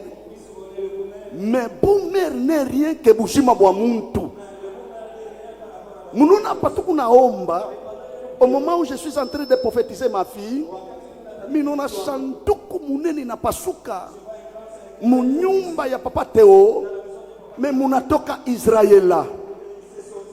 Na Mungu ananiambia hivi, ikintu kilimukompanisha sana, me magharibi ya leo kinaanguka. Sikieni niambie, huyu papa atabari sema ke hii mwaka alipasha kushika mko yake,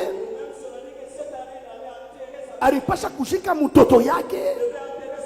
Mimi naona mbingu inajire na kutosha harufu mnyumba yake. Anjika Mungu ananiambia au tajika tena selo bantu vile bali bipanga. Mimi nasikia imani yako papa kukonfondre buloji. Shukuru sana Mungu. Mungu anakukompania vita. Tena atakushia na television mo mzuri tule tuma plasma tumoya hivi tuanzamani mbo hata wanakaiba kuku kengine batakaiba juki ya bien kikuye. Ichikameni ya makari Mungu anze kazi. Ichikameni ya bien Mungu akubampe na weye. Nishikomprendre nishirikia. Oh Jésus de Nazareth. Clémence ni nani mkanisa? Clémence kwapi? Mungu angambariki sana. Papa Mungu angambariki sana vraiment. Mimi comprendre leo tu mardi tungari mwanzo hivi nasikia puissance nyingine. Que je t'aide. Mimi napenda avant tuwakishe kila mtu moto mu maisha yake. Huku napika tena vita. Kifungo kyote. Mule bariweka ndoa yangu. Mule bariweka finance yangu. Tena unamwambia Mungu, kama urinita pa dunia ni juni kutumikie. Sita kutumikia na malama ya shetani. Alama yote ya shetani pa maisha yangu magharibi ya leo yanguke. Kama utalomba bien, Mungu atakusaidia. Ngoilija ni nani?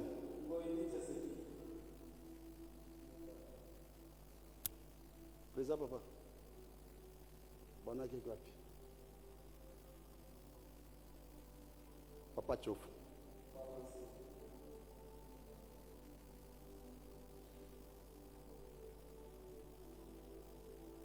Lija njo bweni ni bibi yako. Ngoi Lija. We chofu. Gusa paka ile kamera mbele. Uiguse mbele. Mungu angambariki sana. Imambo nunifanya iko prophetic. Minona kamera inasema juu ya huyu papa. Munifate kiloko. Avant tuze makamera yote, mimi nona ye kwe kalame na basa kamera ya kwanza pa Montagne Carmel ilikuwa ni ya mikono yake.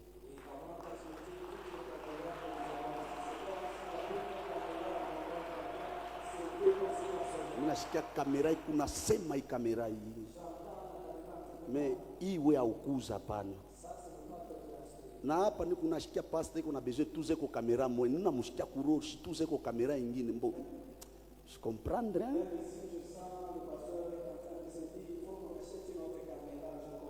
Papa Serge, mimi naweza kusema hii mambo bien. Bon, kuku bantu wengine kama tu pasta wako swati mtumishi mzazi wako anakulomba service au yeye kusema mkile kintu Mungu mtu wa Mungu unafanya munekala kama unapitia Mungu.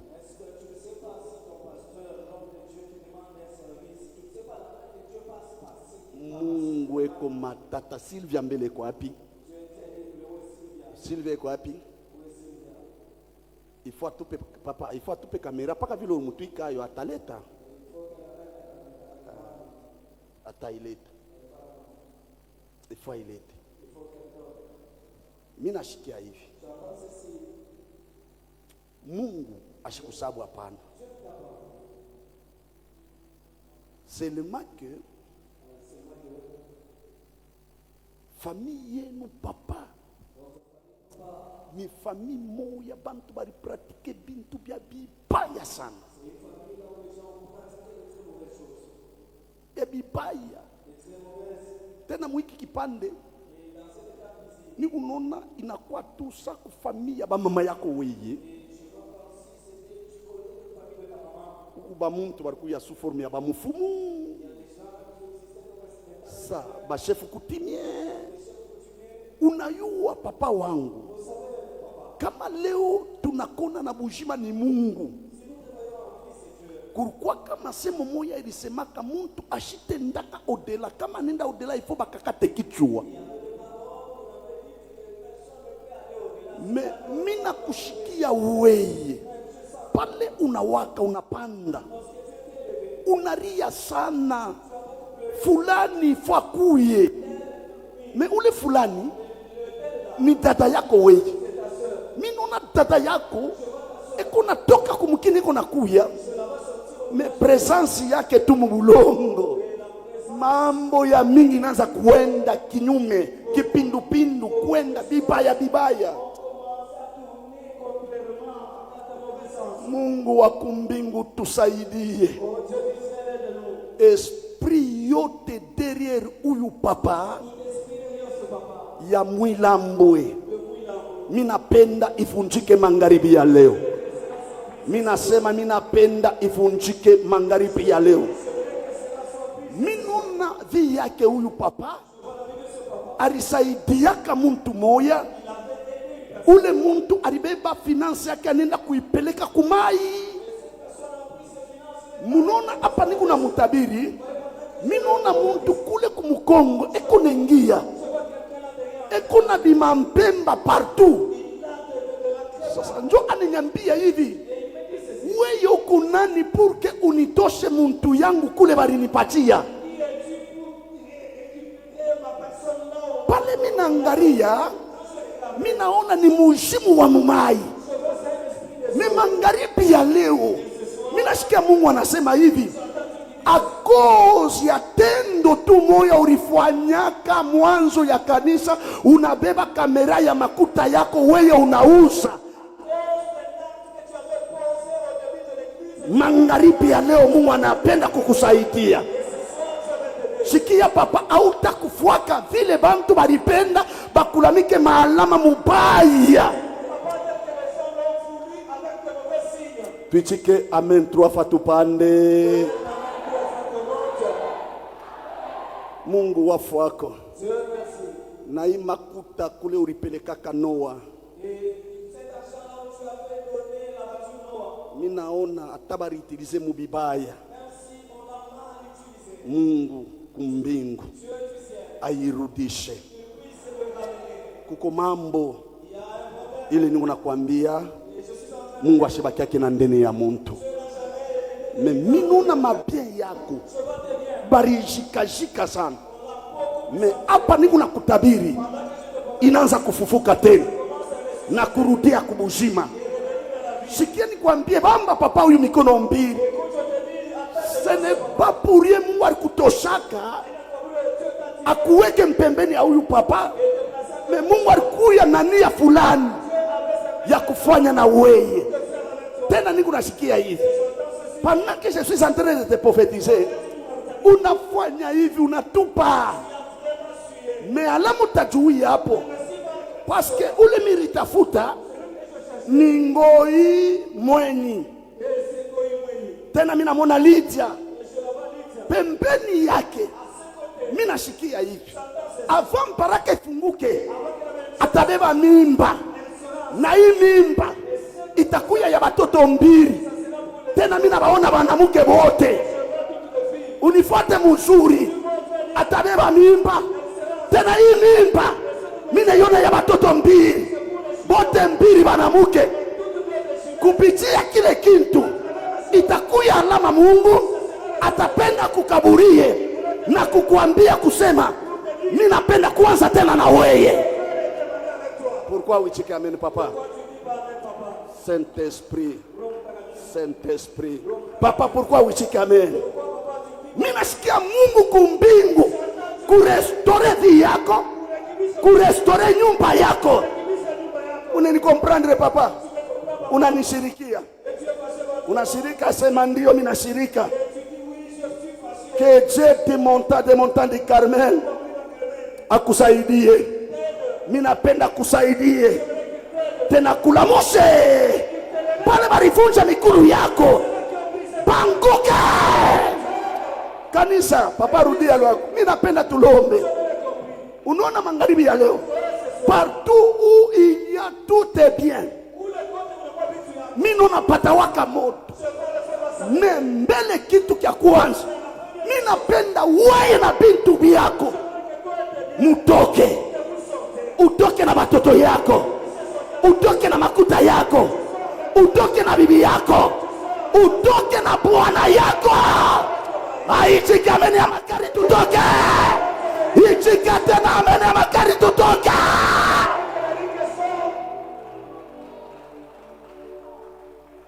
Prison yote kule balikuweka. Kifungo kyote mule banakubloke. Tokamo. Kama ni prison ya malari utatokamo. Mimi naona malari ingine ya miaka itakauka magharibi ya leo mumamili ya watu. Mimi nasema itakauka magharibi ya leo mumili ya watu. Mwanze kupika mikono unamwambia Mungu mimi natoka. Nimetoka. Toka. Nimetoka. Unaweza utoke. Unaweza utoke. Unaweza utoke. Wanze kutoka bien-aimé. Si wanze kutoka. Toka. Kule wewe huko. Haina nafasi yako. Mimi napenda nikone pa hii dunia. Ile itakukaburia nguvu. Juu mtumikie davantage Mungu. Bien-aimé, toka. Mimi napenda utoke. Toka. Maisha yako. Maisha yako. Nyumba yako. Mabia yako. Ndoa yako.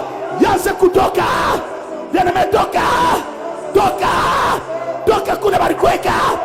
Toka bien-aimé.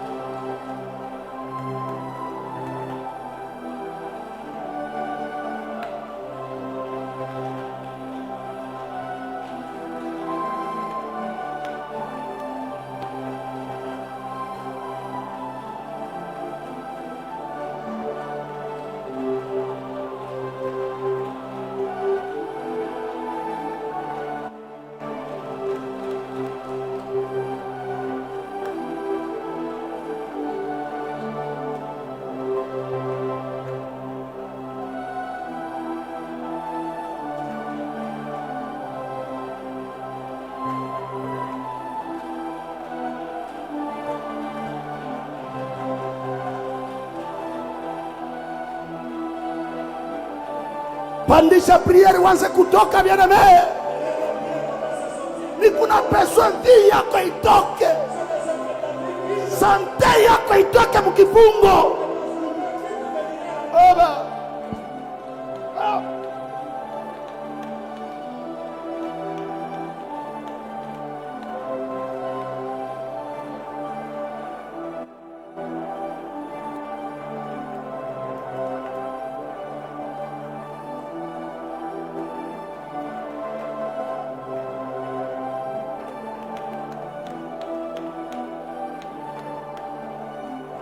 Pandisha prière.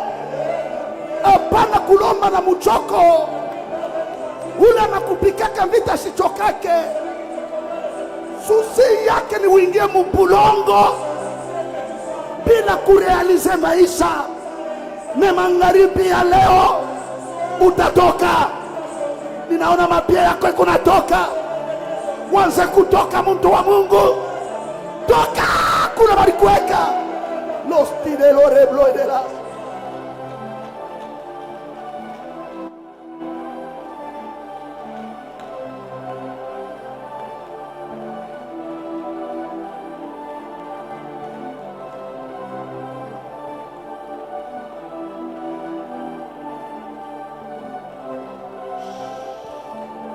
Au nom de que mon Dieu te bénisse. Sasa utapika mikono, utalomba vila uyalombaka. Unamwambia Mungu hivi, maungu yangu iwake moto. Kitu kyote kubuloshi kuna represente vi yangu kiwake moto. Pika mikono, kuna lomba mjina la Yesu. Wakisha très bien, wakisha moto. Panda. Wakisha moto, wakisha. Ni kuna besoin na moto. Wakisha moto. Pandisha prière.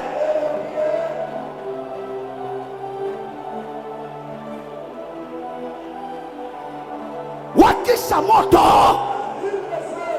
Mwili yako iwake moto. Ninapenda baraka yako iwake moto. Kitu kia maisha yako kiwake moto. Bien-aimé, shirika mumalombi. Nikuna beso shirike. Moto yo ile kona waka kuchanta. Moto yo ile kona waka. Moto kona waka. Yo ile kona waka. Merci Jésus. L'oïde l'oreble de l'autre. Maïde plein de faux. L'okite le reble de l'erema. Et ainsi de plein de fada. Hosanna. Munyangare mbele huko. Ngoi Charlotte leo mbanjina ya bangoi nini kuya sana. Ngoi Charlotte ni nani? Shikia musasi nikwambie. Kuko puissance moya ya buloji bwa bubaya sana. Na ubu buloji buripenda kukukataria weye, kukataria na watoto yako. Tena buloji mumobwa romu mbaya. Mutombo mbele kwenu ni nani? Wakukuzala ashakufaka mambo ya nguvu haya. Unayua sema kubintu vingine tukune bisema muntu kama aribamba buloji akikufwe bana mujika buloji abukufwaki. Pourquoi? Parce qu'il alifanya masacrifice na shetani. Kia pili alifanya maalliance. Mina kama atuna avize tutona muntu ashakufwa, hakuna tena kintu me puissance ya bila alifanya biko natumika. Sasa mimi naona hivi. Unaona wewe hivi huko. Unaweza kuya mtu mkubwa. Unapata kakaji. Mepa kusema bakuripo utafanya hivi. Parce que mimi naona kimvuri kimu kibaya. Kikuna kuvoala. Na kile kimvuri kile kitapenda bakutaye mu bintu bibaya. pour se débarrasser. Pale unasema moto iwake, ni kuna besoin na santé ya muntu, conscience ya muntu, esprit ya muntu iwake moto. Unaona kubantu ba mingi katikati yetu ni ba innocent, mubile beko na vivre. Unanisikia mama? Tu dois beaucoup prier. Na nyumba yako uilombele sana. Uku na katala bile bari kuimpose bishitambuke mu batoto. Parce que minona beko na kukazisha kintu kibai. Minta tabiri po bien kesho. Pai kikintu. Unipembele tambu shukubwale unikombe sana. Me minuna njina ya mutombo ikuna lamuka pa maisha ya batoto yako. Na Mungu ananiambia hivi, unaona hivi unateswa ni bile mtu moya kupitia damu yako aripandaka. Mena kupanda kwa bintu bila ripanda, njo mino na mweye kupitia generation yenu. Bile bintu binanza kumifuata mweye. Mungu ananiambia hivi, lomba sana, mandoa ya batoto itafunguka na makasha ya batoto itafunguka. Me shabaya shetani baripenda kama una batoto banaume banze kunya mu desordre, bakiana muke nabo bakuye tu walwanji. Ni puloshi mama wangu. Me mangaribi ya leo ni kunaona ka consolation kaloko ndani ya maisha yako. Muntu wa Mungu una bese tuwakishe moto fashi yote njina yako banetayaka mubibaya. Unaona hapa unasema mimi nasikia na roho moyo kuninyambia tombe kuna manyumba yetu kuma nyumba ingine hivi wako pa kanisa kuma esprit inaweza kutoka inaenda kukuchungia kunyumba. Wakisha mbele esprit yako moto sana. Nafsi yako iwake moto, mwili wake moto, karibu na malombi mjina la Yesu Kristo. No, panda na priere. Wakisha moto. Ninapenda wakishe moto. Kanisa wakisha moto. Esprit yako leo abata ikontrole. Vile bana ikontrolaka. Parce que mine yona na waka moto. Merci. Parce que mina ona inawaka moto. Merci. Ya kweli. Minaona esprit yako iko na waka moto. Pia na panda na priere.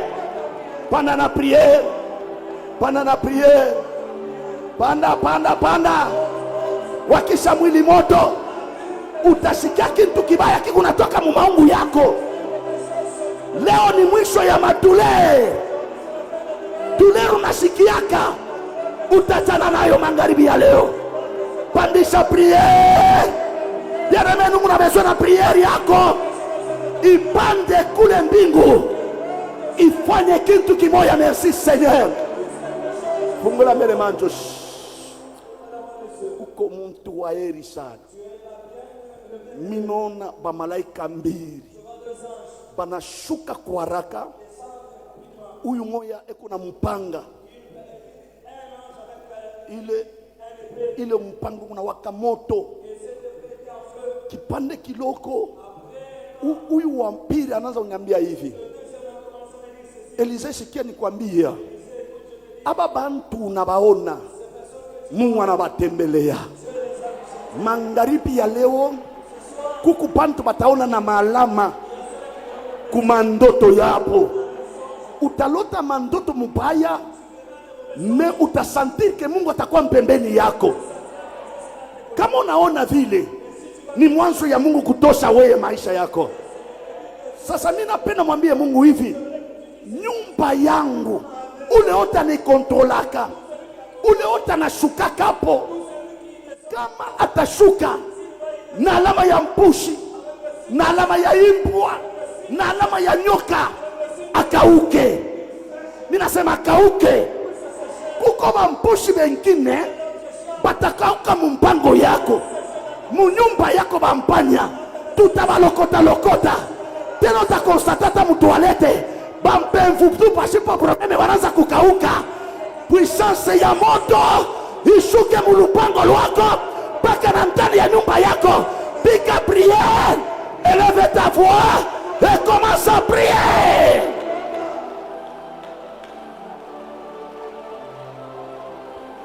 Élève ta voix, commence à prier. Bien-aimé, sipende nyumba yako ikuya aeroport ya baloshi, huku mashambre ingine bantu bengine mu mashambre yabo abalalake bo benyewe. Ni nani anakutembeleaka ule kuna visite chambre yako? Anguke, anguke, ninasema anguke. Au yalomba bato muntu wa Mungu kankamana nitaya we ulombe nyumba yako batacheza nayo. Pandisha prière, pandisha prière, pandisha prière au nom de Jésus-Christ.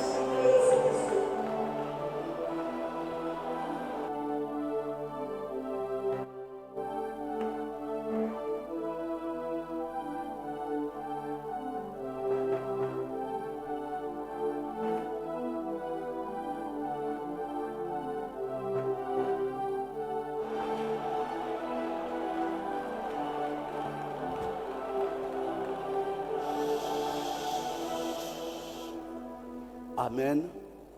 Bon, ya leo inaishia hapa, tutaendelea kesho.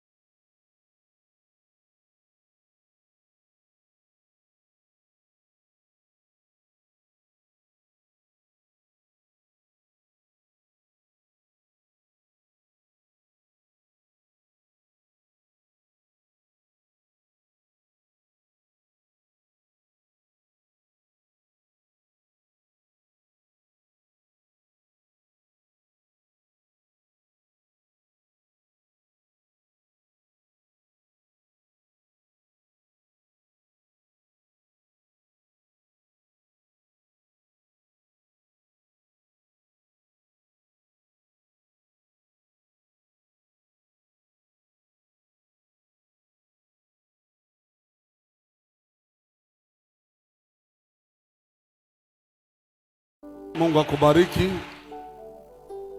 Tunasema hivi, toka na baraka yote ya mardi mjina la Yesu Kristo. Mimi nasema toka hapa na baraka yote ya mardi mjina la Yesu Kristo. Kesho kuku ya mercredi na yote kuna kuchunga. Na tunafanya tu taifa. Parmi mes éléments de l'Église. kama tunafanya maveu, kama tunafanya remettre comme prévu. Naona ba mingi beko nafanya maveu.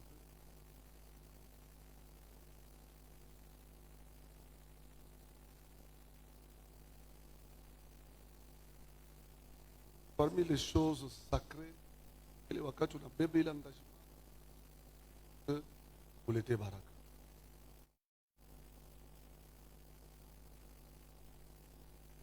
Sani kama tunafanya hivi, itakuwa baraka mbele ya Mungu. Amen. Alléluia. Sani difficulté pata kitu gani ndio kosa wewe dokuza comme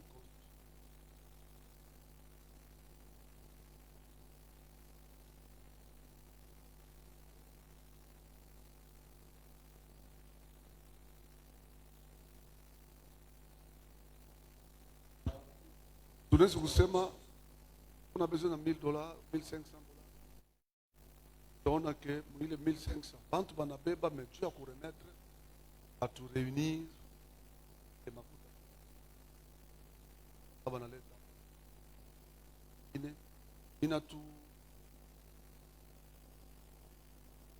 S'il vous plaît, église, wache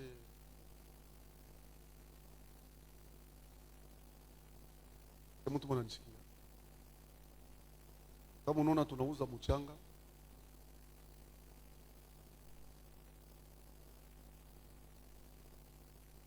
vile tulilomba kwanza baleta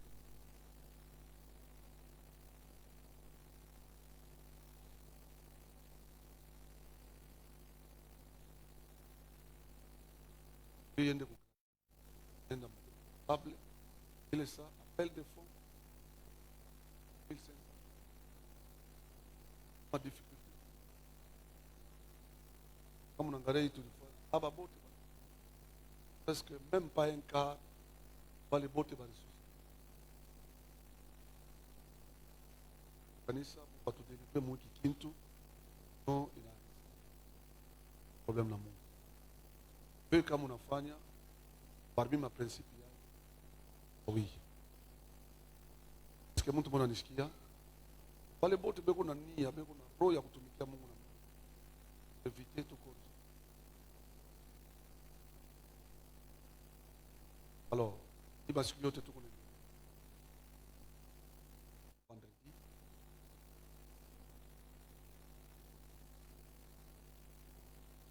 tena kwa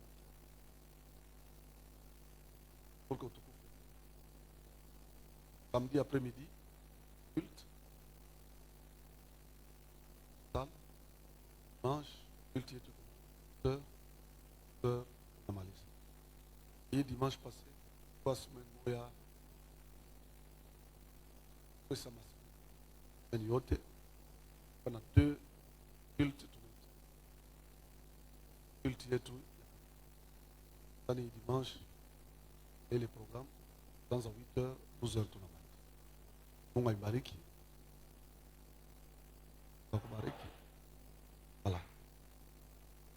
Wale barifanya prévu wote tu leo kama service ingi wale balibeba leo mardi weka mikono msema kupoke. Baba babariki ufu wako Mungu kane